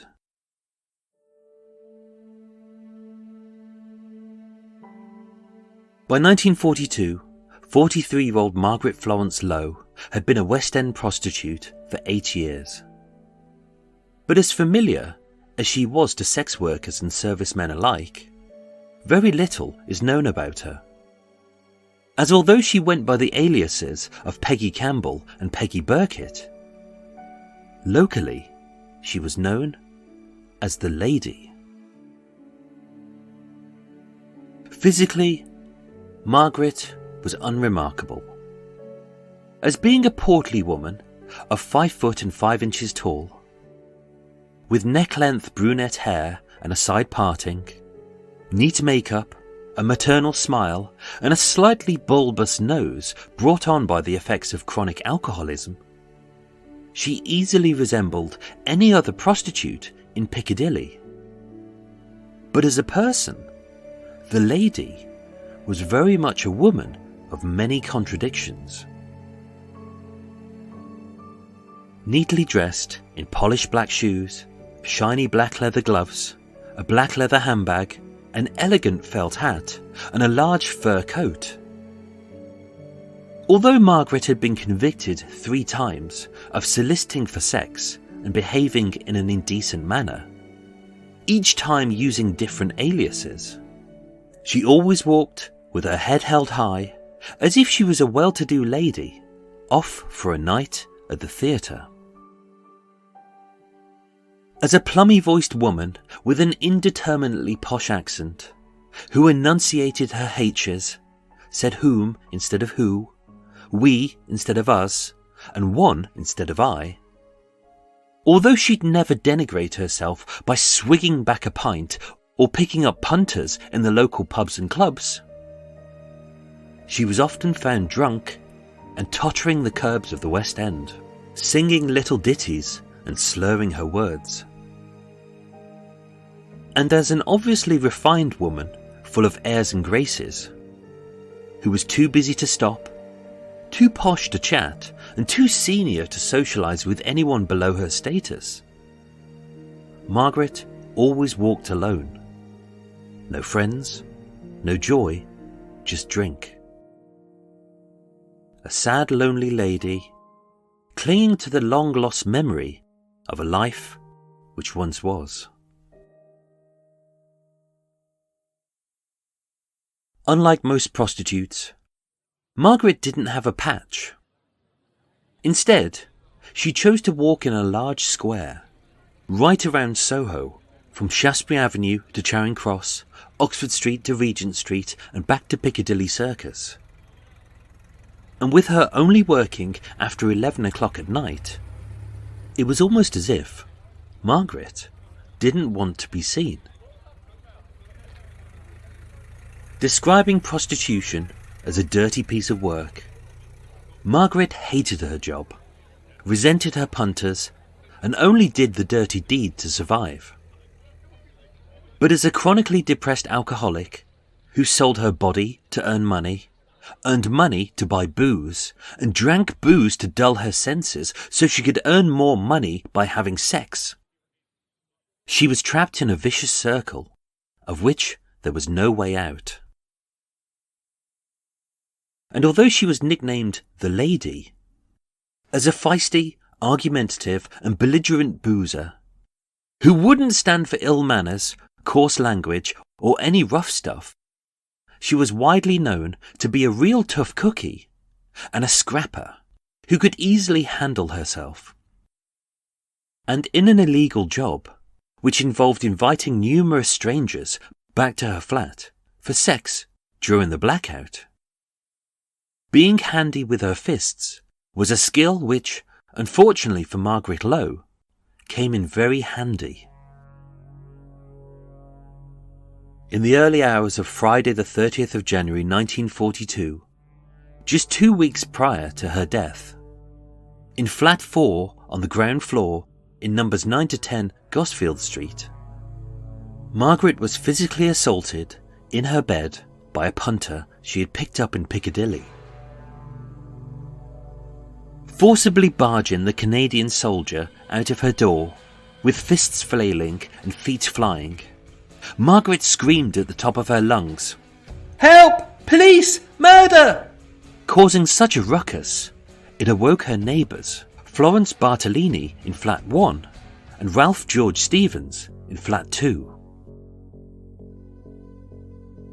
And although the police were called, statements were taken, and the worst of her injuries was a badly bruised chest, with the man having fled and Margaret unwilling to press charges for fear of implicating herself in the illegal act of prostitution, the case was dropped and her attacker was never caught. 1 week later, Margaret was assaulted again.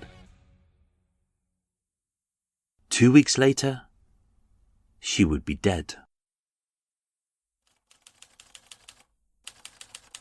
Between roughly midnight and just after 1 a.m. on Monday the 9th, Tuesday the 10th and Wednesday the 11th of February 1942, 3 wildly different and unrelated women, who witnesses claim had never met, were strangled, posed and brutally murdered on different streets in London's West End. But if these 3 women had died at the hands of the same man, why did he pick them? Physically, all 3 women were between 5'1" and 5'5" in height, aged from their mid-30s to early 40s, and with none of them being either stunning, ugly, or memorable in any way. The best they can be described is average and unremarkable. And that's where the physical similarities end. Evelyn Hamilton was an average-sized brunette. Evelyn Oatley was a slim blonde. And Margaret Lowe was a portly brunette. And although he clearly picked women that a taller, heavier man could overpower, he didn't seem attracted to one type of woman. Geographically, the only similarities were that they were all murdered in the West End, with all 3 having died on different streets, Montague Place, Wardour Street and Gosfield Street, 2 having died in private flats, 1 in a public space, and with no witnesses or suspects of any kind, and only 2 fingerprints found which didn't match a single felon on Scotland Yard's print index. The police had no idea who their killer or killers were. And even with a wealth of witness statements from a wide variety of sources, the overworked and understaffed police force had no idea where any of these women were picked up, who had approached them, or how they had met their murderer. But what follows are the last known sightings of Margaret Florence Lowe.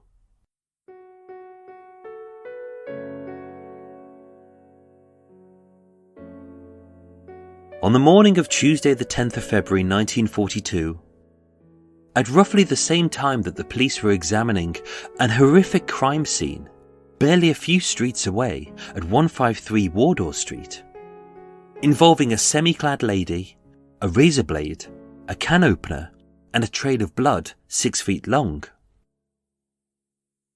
Margaret walked into a butcher's shop at 41 Great Titchfield Street, 1 street west of her home, and spoke to the owner, Emily Harries.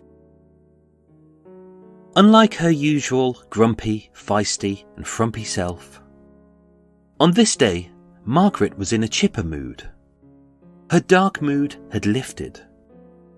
As with the weekend approaching, Margaret's daughter, no longer a sullen 6-year-old placed into care at St Gabriel's Orphanage in Southend-on-Sea, but now a vivacious 15-year-old who had blossomed into a strong young woman, Barbara Lowe would be paying her mother a regular visit.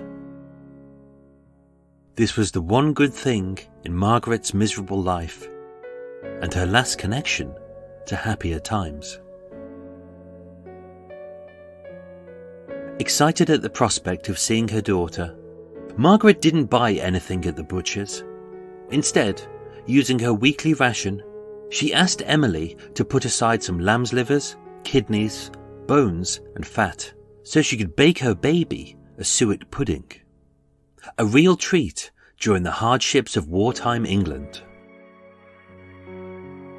Sadly, being so solitary, the next confirmed sighting of Margaret wasn't until 12:30 a.m, a full 13 hours later, and roughly an hour before her death. But this was also her last known sighting. Kathleen Nora Clarke, a local sex worker, spotted the prostitute she knew only as the Lady, strolling by Eros News Theatre on the corner of Shaftesbury Avenue and Piccadilly Circus, heading by Monaco's restaurant, where barely one night before, Evelyn Oatley had waved goodnight to Laura Denmark and Molly de Santos Alves, with the two of them having picked up a red-headed corporal and a fair-haired aircraftman. As always, Margaret was alone. Impeccably dressed in her polished black shoes, shiny black leather gloves, black leather handbag, an elegant felt hat and a large fur coat. She smoked a cigarette from her silver cigarette case as she shimmied along the curbside, slightly tipsy, singing merrily to herself, her spirits high, as although the night was bitterly cold, she had something to look forward to.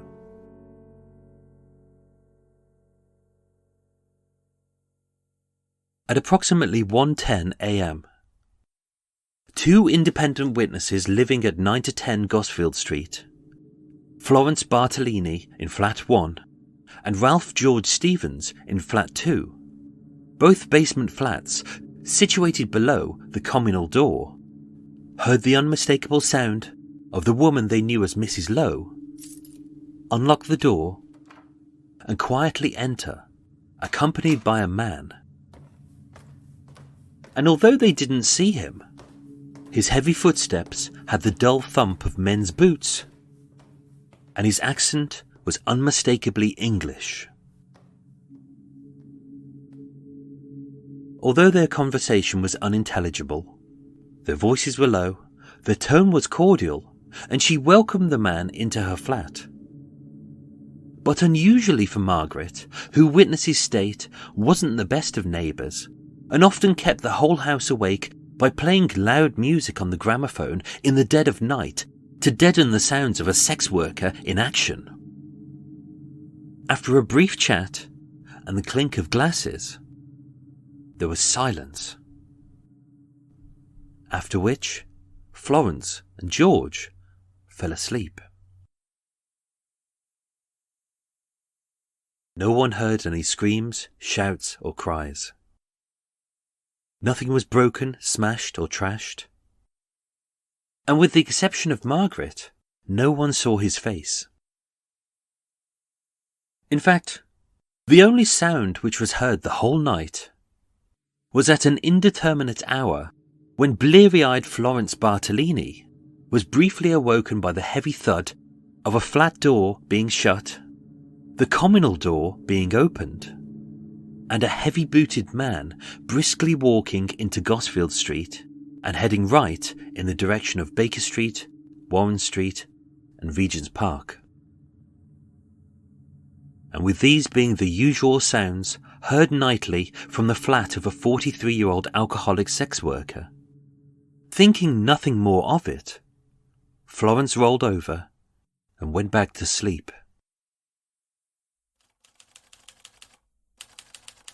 So with very little eyewitness testimony, and very few pieces of tangible evidence, what can we say for certain about the man who murdered Margaret Florence Lowe, and possibly Evelyn Hamilton and Evelyn Oatley, if this was him at all? She clearly felt comfortable and unthreatened in his presence. So either she knew him, liked him, or he didn't look, sound, or act like a man who deep down was a sadistic sexual monster.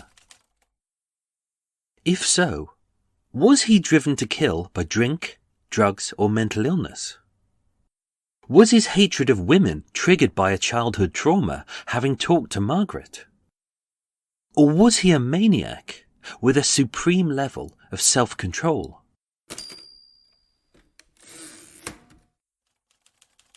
Just like Evelyn Hamilton and Evelyn Oatley, Margaret was alone when she was picked up. She often felt lonely and depressed, and had been drinking that night. And with all three women last seen in or near infamous West End restaurants, Hamilton in Maison Lyonnaise, and Oatley and Lowe by Monaco's, was he a regular there, with money to spend, drinks to be drank, and girls to be chased?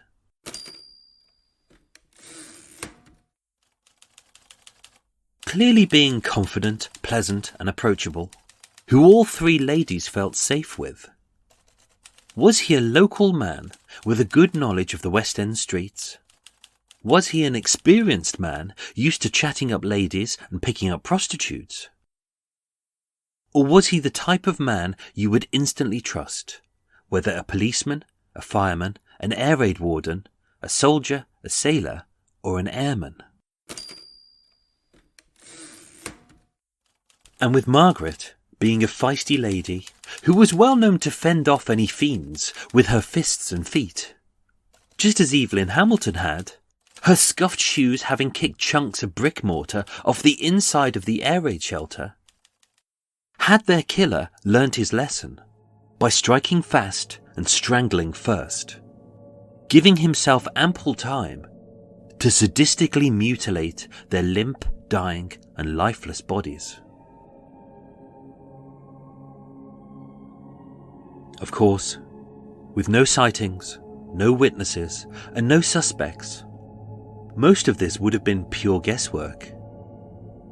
And regardless of whether these murders were connected, if they were the work of the same sexual sadist, or if Margaret Florence Lowe was the third victim of the Blackout Ripper,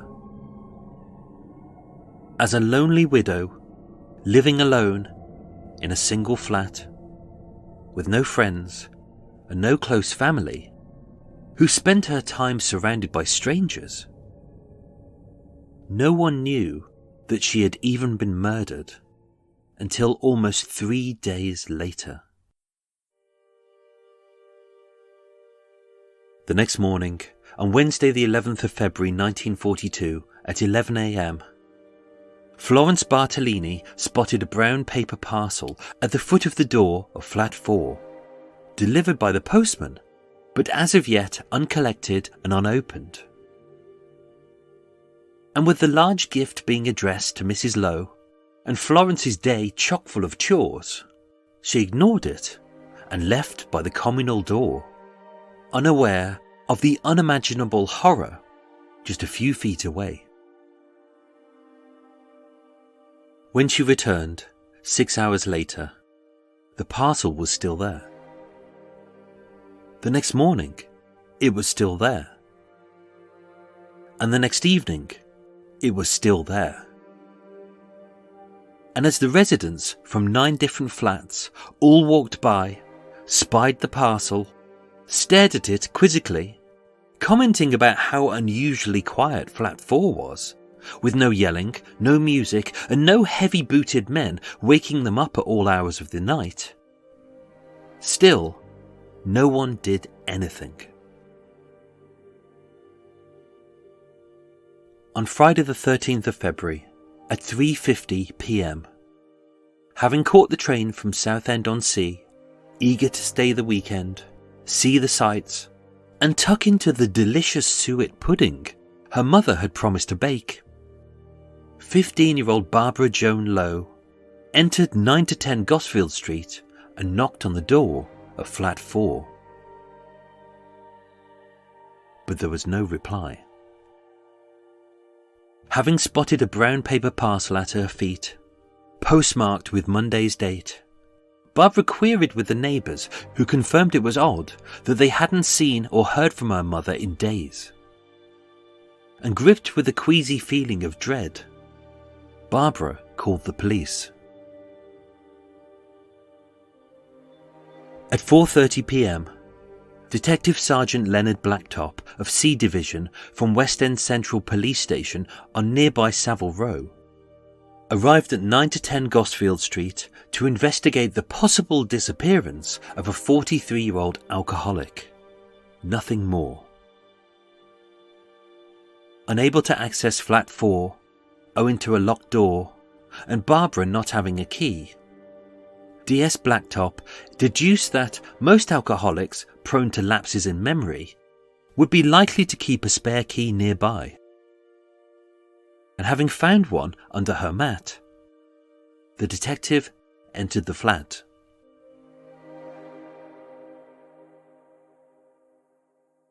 On initial inspection, although, with the lights off, the electricity meter money having ran out, and the windows covered in blackout curtains, the flat was in total darkness.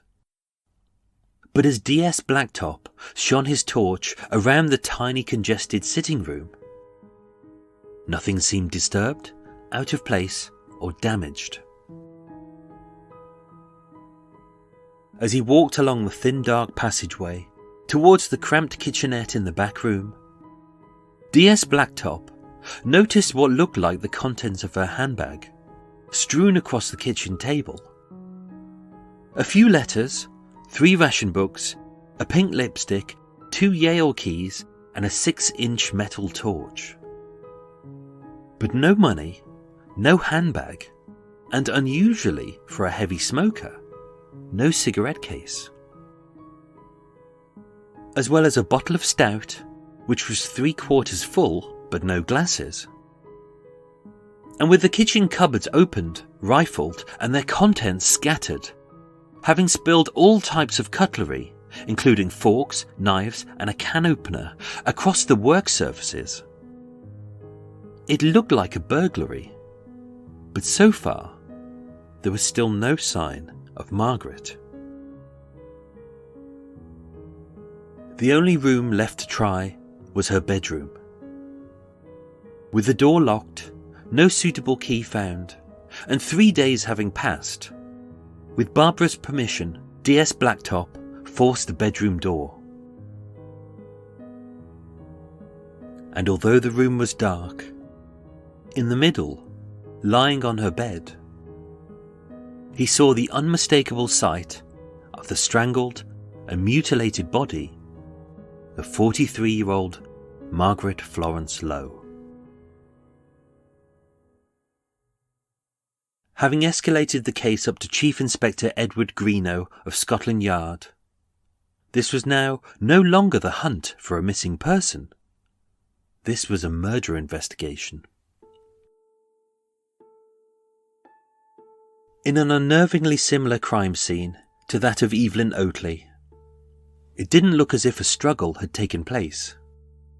The coal fire had been on, the bedside lamp was off, her clothes were neatly folded and placed on a wooden chair, and on the mantelpiece was a half-full glass of stout, which two people had shared. In fact, the only detritus in the whole room was a used condom on the bed and the broken handle of a fire poker. Just like Evelyn Oatley, Margaret Lowe was semi-clad and lying flat on her back. Her lifeless body spread diagonally across the double divan bed, as resting on a blood-soaked pillow was her purple swollen head, as the wide inky black pupils of her bloodshot eyes stared vacantly towards the door. And as before, his attack was swift, violent and shocking, as having struck Margaret across the left side of her face, head and jaw with a metal fire poker, he had used such force that the poker broke. With his victim suitably subdued, grabbing a black stocking off the chair, he tied the taut nylon so tightly it left a 1-inch indentation around her neck. And having securely knotted it, with the blood forcing her swollen purple face to rupture and mucus to seep from her nose and mouth, as she gasped her last few gulps of air, during her last few moments alive, he set about mutilating the rest of her body. With her nightdress rucked up around her bare breasts, her legs spread wide and her knees drawn up to her hips, lying between her thighs, as if he was showing off his trophies, was a white-handled bread knife, a black-handled table knife, a potato peeler, and a broken piece of fire poker. Across her abdomen was a 5-inch wound, so deep it exposed her intestines and sliced her uterus. Across her right thigh was a 10-inch slash, so deep it severed the vein, bleeding so profusely her bed was soaked with blood. And all of which he did when she was either alive, dying, or unconscious. And in a final act of humiliation, with her electric metal torch in the kitchen and nothing else to hand, he inserted a 6-inch candle deep into her vagina, almost as if it was his birthday. The autopsy of Margaret Florence Lowe was conducted at Paddington Mortuary, once again by Sir Bernard Spilsbury, in the presence of Chief Inspector Edward Greenough, and the similarities between all three victims were unnerving. They'd all been robbed, as having found Margaret's handbag hidden behind a paper carrier bag in the kitchenette, the bank books and anything identifiable remained, but her money was missing. They all had items stolen. From Evelyn Hamilton, he had taken a handkerchief and a pencil. From Evelyn Oatley, an initialed silver cigarette case. And from Margaret Lowe, a silver cigarette case. And yet, if he truly was a sexual sadist, why didn't he steal souvenirs like panties, bras and stockings?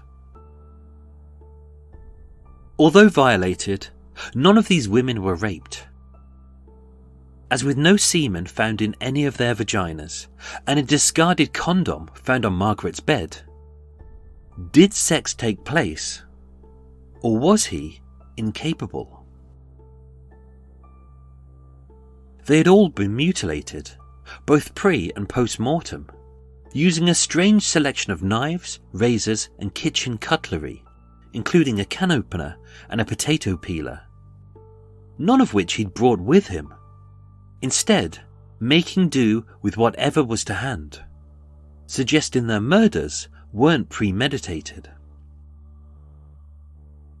They had all been violated, having had various objects inserted into their vaginas, including possibly a metal torch with Evelyn Hamilton, a metal torch and potentially a set of curling tongs with Evelyn Oatley, and a 6-inch candle and potentially a fire poker with Margaret Lowe, none of which he'd brought with him, instead, once again, making do with whatever was to hand.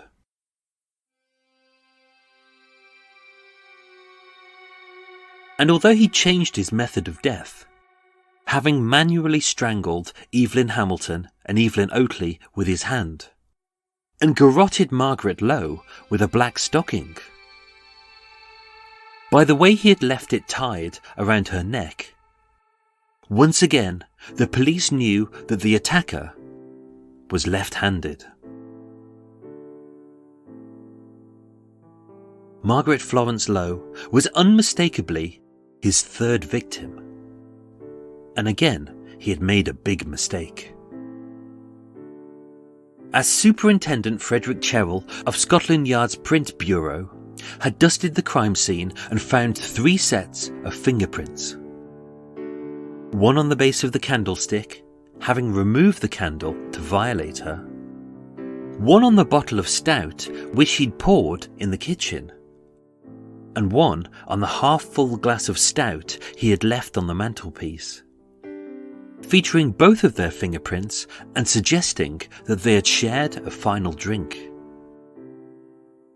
And although they didn't match any on the police index files, the fingerprints matched those found on the can opener and the compact mirror which belonged to Evelyn Oatley. But by the time of Margaret Lowe's autopsy, it was too late. As with her mutilated body, having lay undiscovered for 3 days, and the police only aware of 2 unrelated murders in 2 different streets, they had no idea that a sadistic spree killer was on the loose.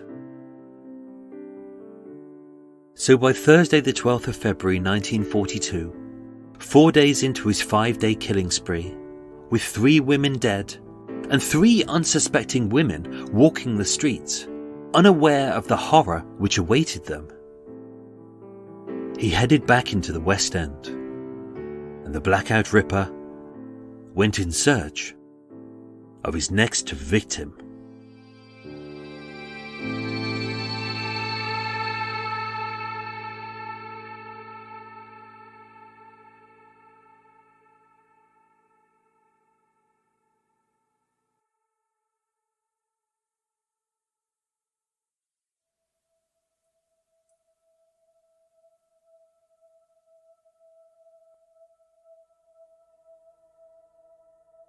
By 1942, with everyday essentials like butter, sugar, eggs, milk, meat, flour, fuel, and even clothes in limited supply and strictly rationed, life was tough, money was tight, and ordinary people would be forced to make desperate decisions simply to survive.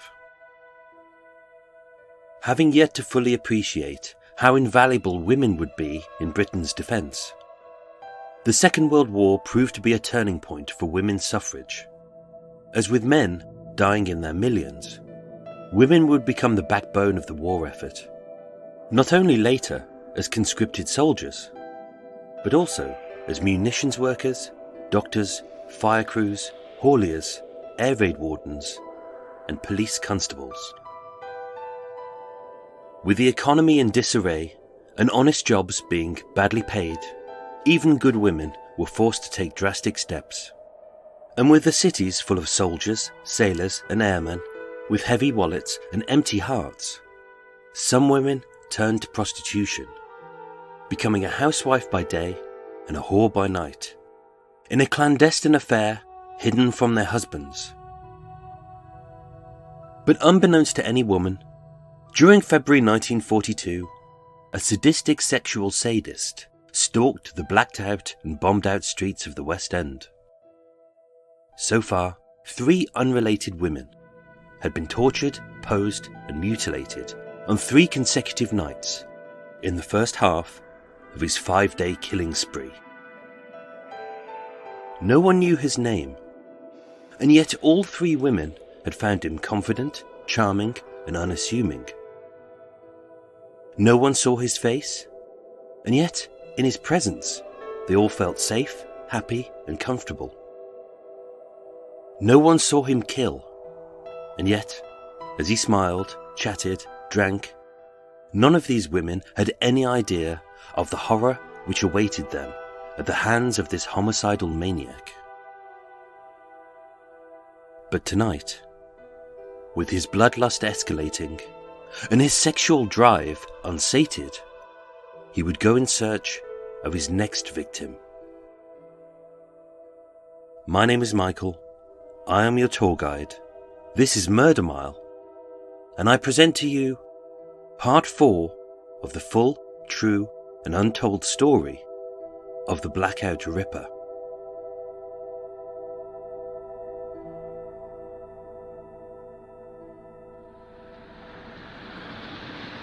Today, I'm standing in Sussex Gardens, W2, in an area most people call Paddington, which was formerly known as Tyburnia, a district made famous as the host of London's bloodiest execution site, the Tyburn Tree, a hangman's gallows situated at Marble Arch, at the junction of Edgware Road and Oxford Street, where many a bad lad's neck was stretched, yanked, and snapped.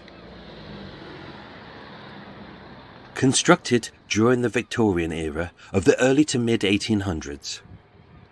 Although most of the greenery has since been tarmacked and turned into drives, Sussex Gardens is still an affluent area, consisting of one long L-shaped street, with tall, thin and stunning brown-bricked 5- and 6-storey terrace houses on both sides, with tall white windows and white Doric columns on every door. And although each flat currently sells for roughly £1 million apiece, owing to its proximity to Hyde Park, being just one street away from Paddington Station, a haven for hookers and bored businessmen with boners, although still beautiful, much of Sussex Gardens has lost its initial value, having been repurposed as flats, offices, and modestly priced hotels, full of plumbers, brickies, and roofers, who can lay pipe, trowel mortar, and repoint tiles, whether you want it done or not. And yet they are physically incapable of seeing without ogling, yawning without belching, pissing without dribbling, thinking without farting, talking without saying "fucking," or watching sport, which they pronounce sport. And yet it was here, in the well-presented ground floor flat of 187 Sussex Gardens, that the brutal murder of the Blackout Ripper's next victim occurred. And her name was Doris Junet.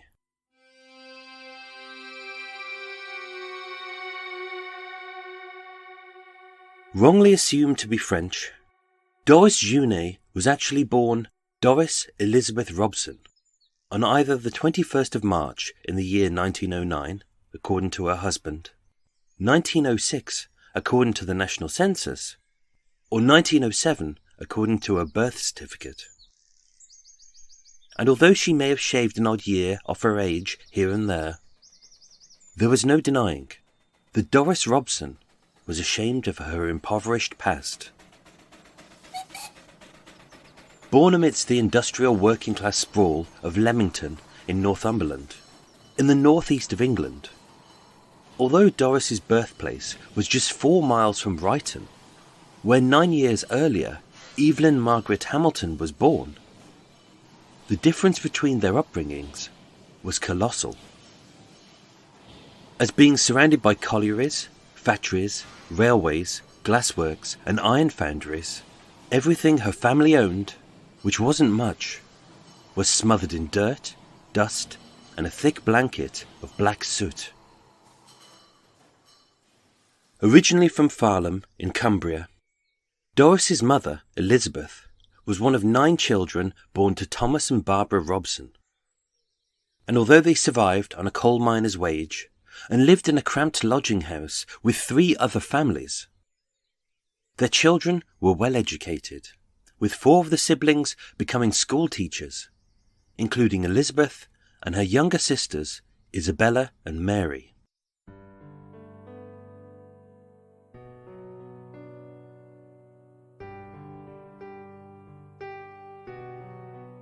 Sadly, as an unmarried 41-year-old single parent, shortly before the birth of her only child, Elizabeth died owing to complications. And Doris Elizabeth Robson, who had no mother, no father, and no siblings, was raised by her maternal aunties, Isabella and Mary, in the gloomy windswept headland of Hartlepool. The next 2 decades of Doris's life are a bit of a mystery, as with no school reports, no census records, and no accurate date of birth, it's hard to trace where she went, who with, and why. But being a working-class northern female, who had to live with the shame of being born a bastard, to a dead mother, an absent father, and adopted by middle-aged spinsters, life can't have been easy. But 20 years later, by 1935, Doris had moved to London to make a better life for herself. Being unskilled, unqualified, and having no career to fall back on, Doris didn't want to work, to slog her guts out 12 hours a day, 7 days a week, in an endless slew of filth, drudgery and exhaustion, in a joyless job for a thankless boss, and all for a pittance. Doris felt she deserved better, and dreamed of becoming a kept woman, who lived in a posh house, wore mink furs, fine jewels, and never had to lift a finger, having bagged herself a wealthy husband. And in August 1935, her dream had come true. Believing in love at first sight, within 3 months of meeting, on the 4th of November 1935 at Paddington Registry Office, 25-year-old Doris Elizabeth Robson married 60-year-old Henri Alfred Junet, a naturalised French citizen who managed several hotels in the southeast of England. And although their marriage was impulsive, their 35-year age gap was obvious, and whether she actually loved him was debatable. As a wealthy hotelier with a silver Rolls-Royce, a large bank balance, and being a kindly man who showered his wife with expensive gifts, like fine furs, a gold watch, and a black fountain pen engraved with her new initials of DJ, Mrs. Doris Elizabeth Junet moved with her husband from Eastbourne to Farnborough until eventually they moved to London. And although Henri was aware of Doris's desperate days, when being broke and hungry, she worked as a West End sex worker, she had assured him that those days were long behind her, and finally, with Henri managing the very prestigious 5-star Royal Court Hotel in Sloane Square, in a very affluent area of Kensington. Doris truly was living the dream, and life was good, as together they moved into a luxurious ground-floor flat situated at 187 Sussex Gardens.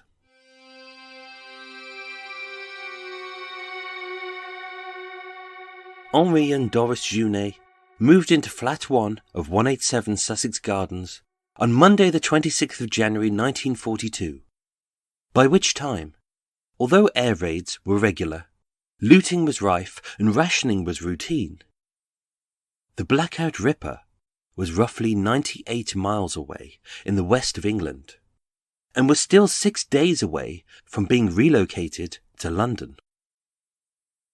So for now, Doris Junet was safe. Evelyn Hamilton was alive, but about to be laid off. Evelyn Oatley was being comforted by her rather dull but eternally loving husband Harold. And Margaret Lowe was drunk, not realising that the next time that her beloved daughter would see her again, Margaret and 3 other women would be dead. Over those 7 years of marriage, Doris had become accustomed to the finer things in life. Gorging on good food, quaffing fine wines, and sleeping on silk sheets. And as she was waited on hand and foot by butlers, maids and chefs, and escorted to fancy parties in a chauffeur-driven silver Rolls-Royce, and being immaculately dressed in the very latest fashions, with manicured nails, coiffured hair, and pristine makeup, the ever-stylish Mrs. Doris Junet looked very much like a real lady. But following a series of bad business deals, lengthy court trials, escalating gambling debts, and with the war seriously having put the boot in on tourism, the Rolls-Royce was sold, the servants were laid off, and Henri was almost broke.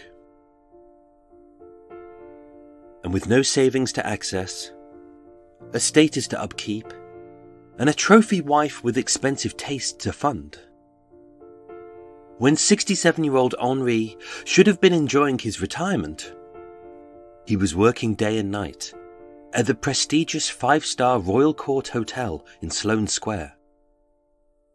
But not as the hotel's owner. Now, he was simply a manager. Henri would later describe their marriage as perfectly happy. We never had a disagreement. But for Doris, this was far from the truth. Before moving back to London, as his funds dried up and life became a little more drab, being petrified of returning to her impoverished roots, Doris regularly travelled from Farnborough and Eastbourne to the West End, under the guise of a bored housewife heading to Piccadilly to meet some pals, when really she had returned to prostitution. Nicknamed Olga, as although many prostitutes thought that she was French owing to her surname, many punters thought she looked Russian, a fact that Doris never denied, as being a well-dressed lady with a mysterious and exotic past paid better than being plain old Doris Robson, the Geordie. And as a 32-year-old, 5'10" tall brunette with long legs, a slim build, and striking features, a mixture of hard, moody, and demure, Doris was very different from the usual prostitute. And being very much an elegant lady who was both alluring and aloof, Olga drew in a much wealthier clientele, whether businessmen, diplomats, officials, officers, and hopefully, Doris thought, an older, richer gentleman who could keep her in the life to which she had become accustomed. As with Henri almost broke, Doris needed a new sugar daddy. To say that Henri didn't trust his wife would be an understatement. And although most nights his job dictated that he had to sleep at the Royal Court Hotel, every evening, from 7 p.m. till 9:30 p.m, for those 2.5 hours, Henri and Doris Junet would settle down to dinner in their ground floor flat at 187 Sussex Gardens. By 7 p.m. on Thursday the 12th of February 1942, as Henri and Doris tucked into what would be their last meal together, as the icy cold corpses of Evelyn Hamilton and Evelyn Oatley were lying on a slab at Paddington and Westminster mortuaries, and the mutilated body of Margaret Florence Lowe had lain still, silent and undiscovered for 40 hours. Barely 1 mile away, at the Volunteer Public House on Baker Street, a red-headed corporal was necking back pints and supping free whiskies with a pleasant, blue-eyed, fair-haired airman, who was a charmer with the ladies, whose pockets were flush with cash, and having already slaughtered 3 women, tonight he would go in search of his next victim. The last 4 hours of Doris Junet's life were unremarkable. Having finished their evening meal of chicken chasseur, root vegetables and white wine, needing some fresh air, Doris donned a stylish black velvet hat, a long black coat with a fur collar, a black leather handbag, and a large black umbrella, as the recent snowy blizzard had turned to rain. And having left the dirty crockery on the dinner table, Doris accompanied Henri on the 4-minute walk to Paddington Station, where, having promised her husband she'd head straight home, as he hopped on the westbound District Line train to Sloane Square, she waved him goodbye for one last time. But Doris had no plans to return home. At 9:40 p.m, with the Blackout Ripper still in Piccadilly, having escorted a 30-year-old woman called Greta Haywood back to the Universal Brasserie on Jermyn Street, Doris was spotted by local prostitute Patricia Borg, standing at the junction of Edgware Road and Sussex Gardens, a busy crossroads just a 3-minute walk from her home, and a 10-minute stroll from the air raid shelter on Montague Place. And although Patricia and the lady she knew only as Olga only spoke very briefly, opening with the greeting of "Hello, stranger," and closing with a "See you," having met a client, serviced his needs, and received her money all within 15 minutes, by the time that Patricia had returned to the same spot, Doris was gone.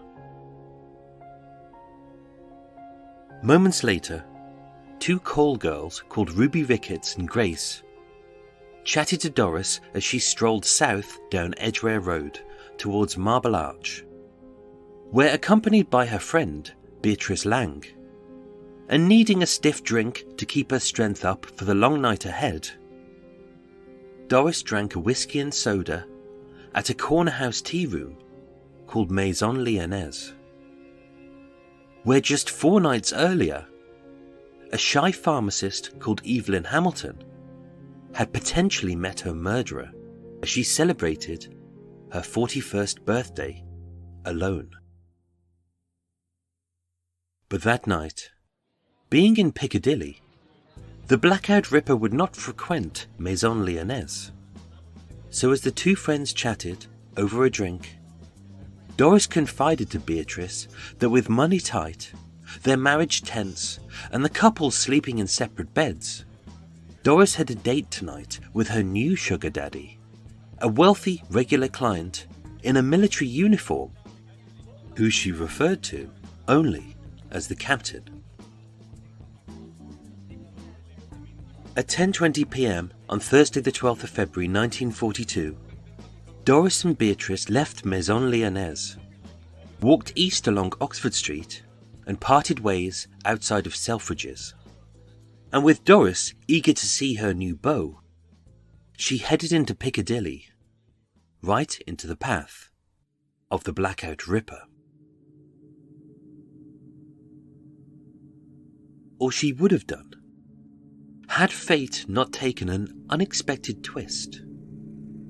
As with his wallet full, his liver pickled, and his sexual appetite unsated, having hopped in a taxi with a 34-year-old red-headed sex worker called Catherine Mulcahy, as Doris walked east along Oxford Street to Piccadilly, the Blackout Ripper headed west to Paddington.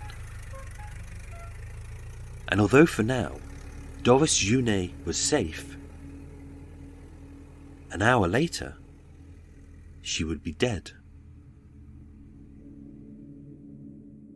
How she knew the captain, who he was, or whether she had actually met him that night, we shall never know. As having waved her friend goodbye, Beatrice was the last person to see Doris alive.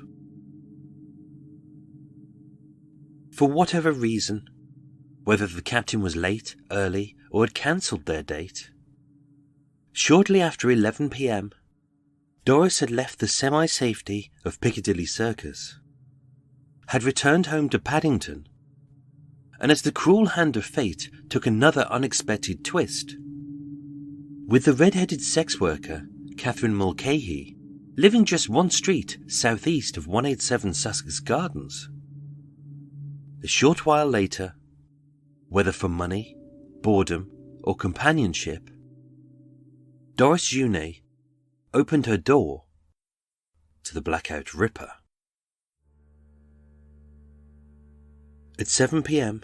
on Friday the 13th of February 1942, regular as clockwork, Henri hopped on the eastbound District Line train from Sloane Square to Paddington Station, strolled the 4-minute walk to Sussex Gardens, and like Pavlov's dog, the second he saw home, his stomach started to rumble. But something didn't seem right, as by the white Doric columns of his front door, on his doorstep, a full 12 hours after they had been delivered, he spotted 2 bottles of milk.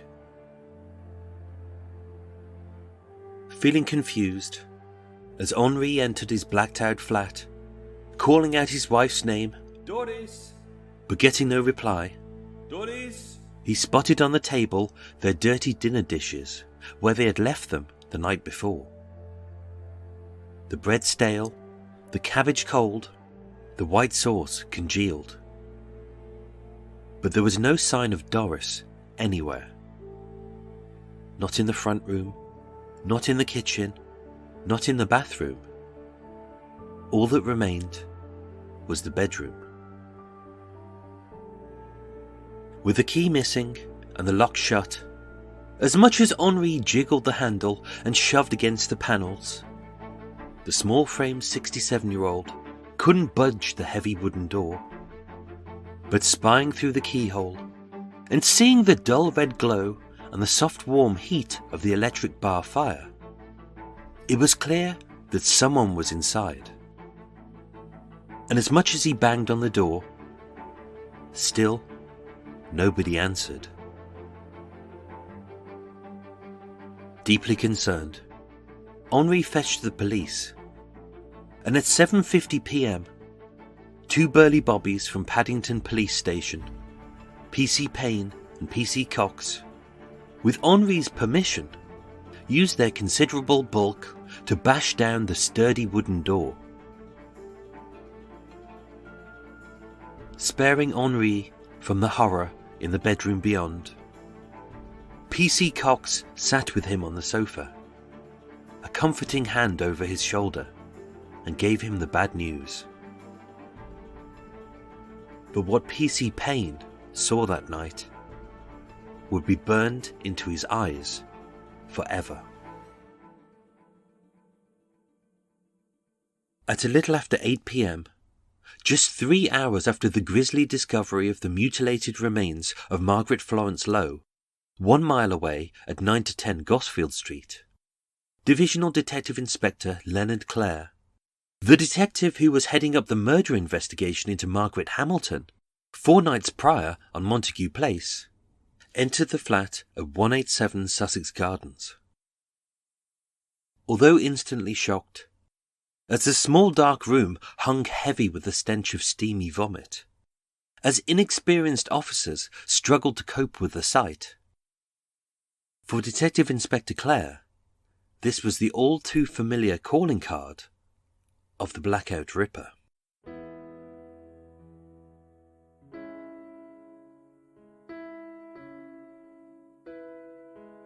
As before, there was no sign of a struggle.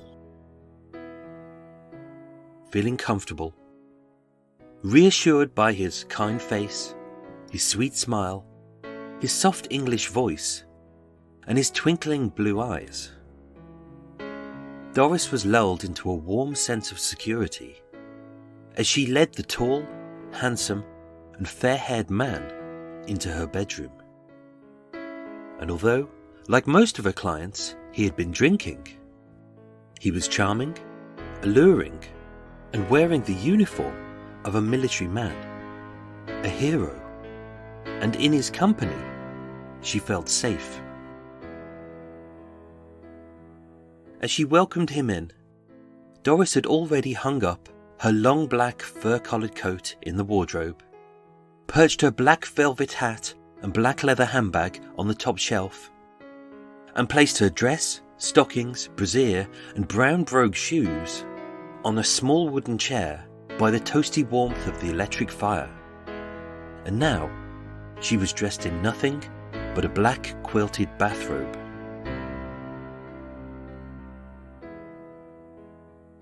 With the small back bedroom comprising of a wardrobe, a dressing table, a chair, and 2 twin beds placed a few inches apart, Doris sat on the bed farthest from the door, smoking a cigarette, as the man disrobed, shedding his long military greatcoat, unbuttoning his blue tunic, kicking off his heavy black rubber-soled boots, and flinging off his jauntily worn woolen side cap, which was emblazoned with a military insignia.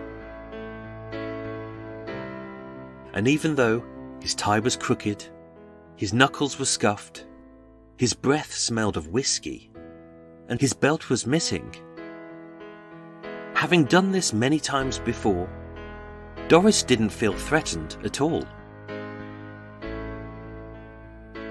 What happened next is unknown, as with her being a prostitute, with him being a punter, and several male rubber contraceptives found scattered about the bed and the floor, 2 of which had been unrolled and used, sex may have taken place.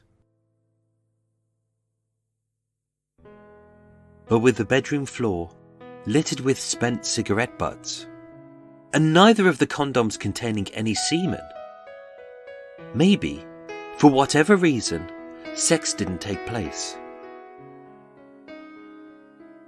And yet, as far as we know, what happened next was unprovoked, unexpected, and shocking.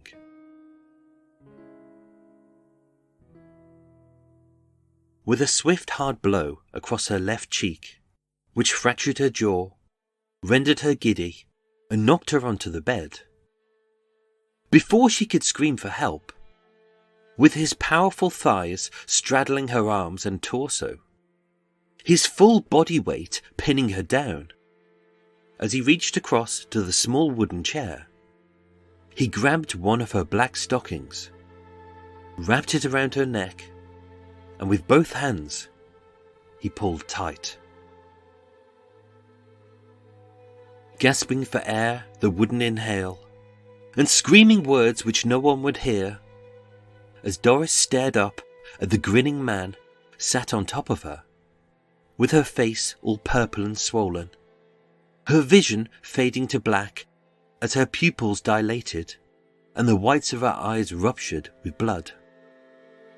Her left-handed attacker tied the tights in a knot under her left jaw, leaving a depression around her neck, half an inch deep, which fractured her larynx and compressed her tongue, tonsils and windpipe.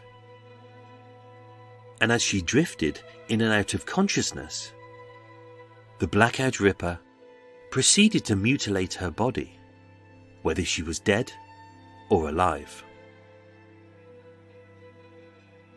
Using a razor blade from her dressing table and another as yet unidentified household weapon, with his victim suitably subdued and immobile, he took his time, savouring every moment.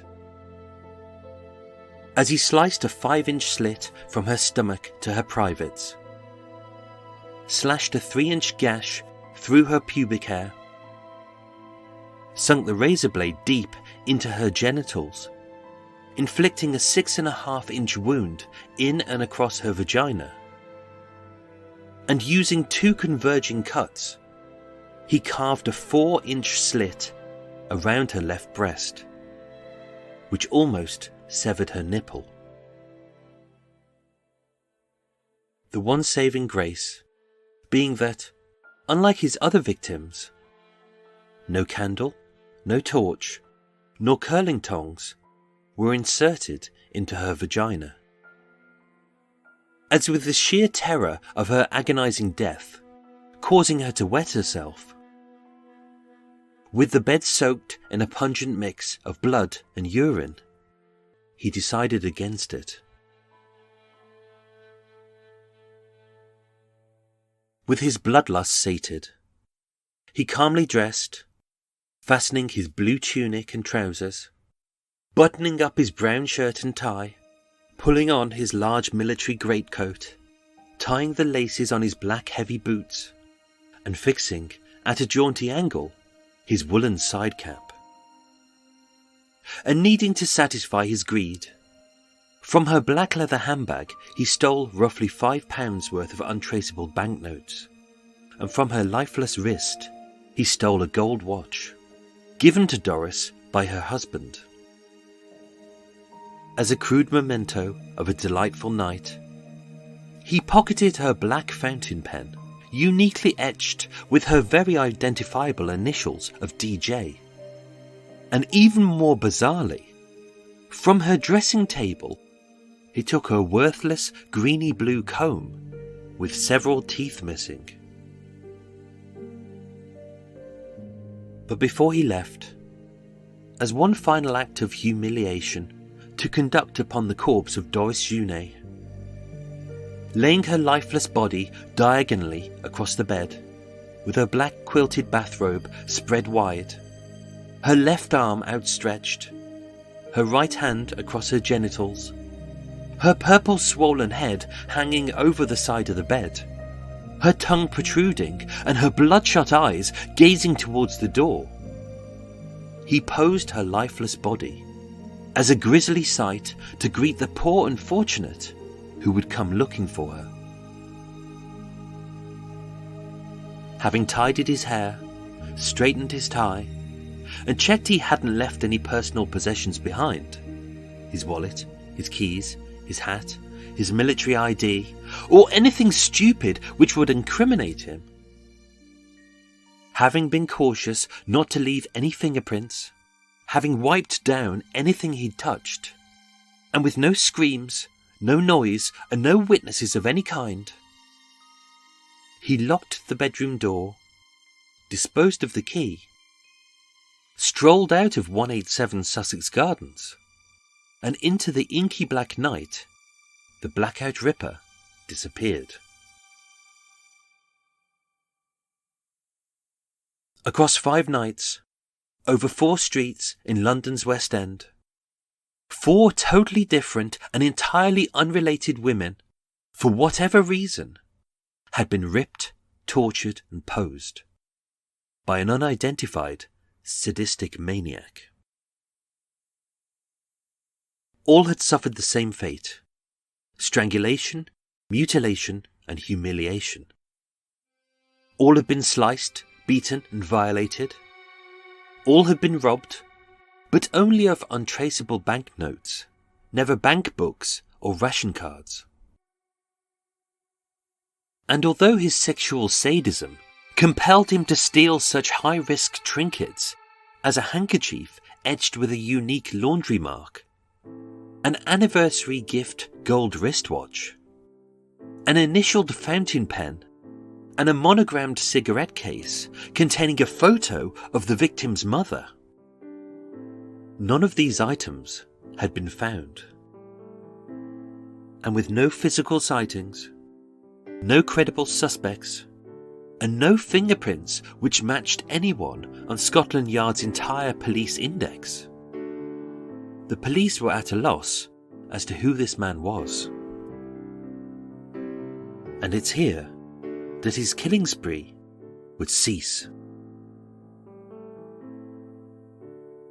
4 women were dead.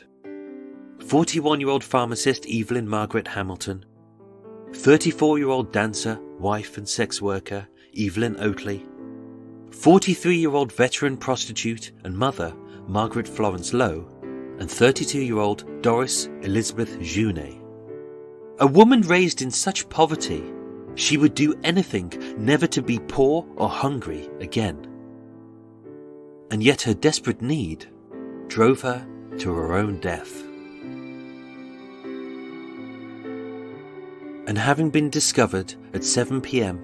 on Friday the 13th of February 1942, a full 18 hours later, although Doris Junet was the last woman found, she wasn't his 4th victim in his 5-day killing spree. She was his 6th. As barely an hour before Doris's death, 2 unrelated women on 2 different streets in 2 separate parts of the West End will become the 4th and 5th victims of the Blackout Ripper.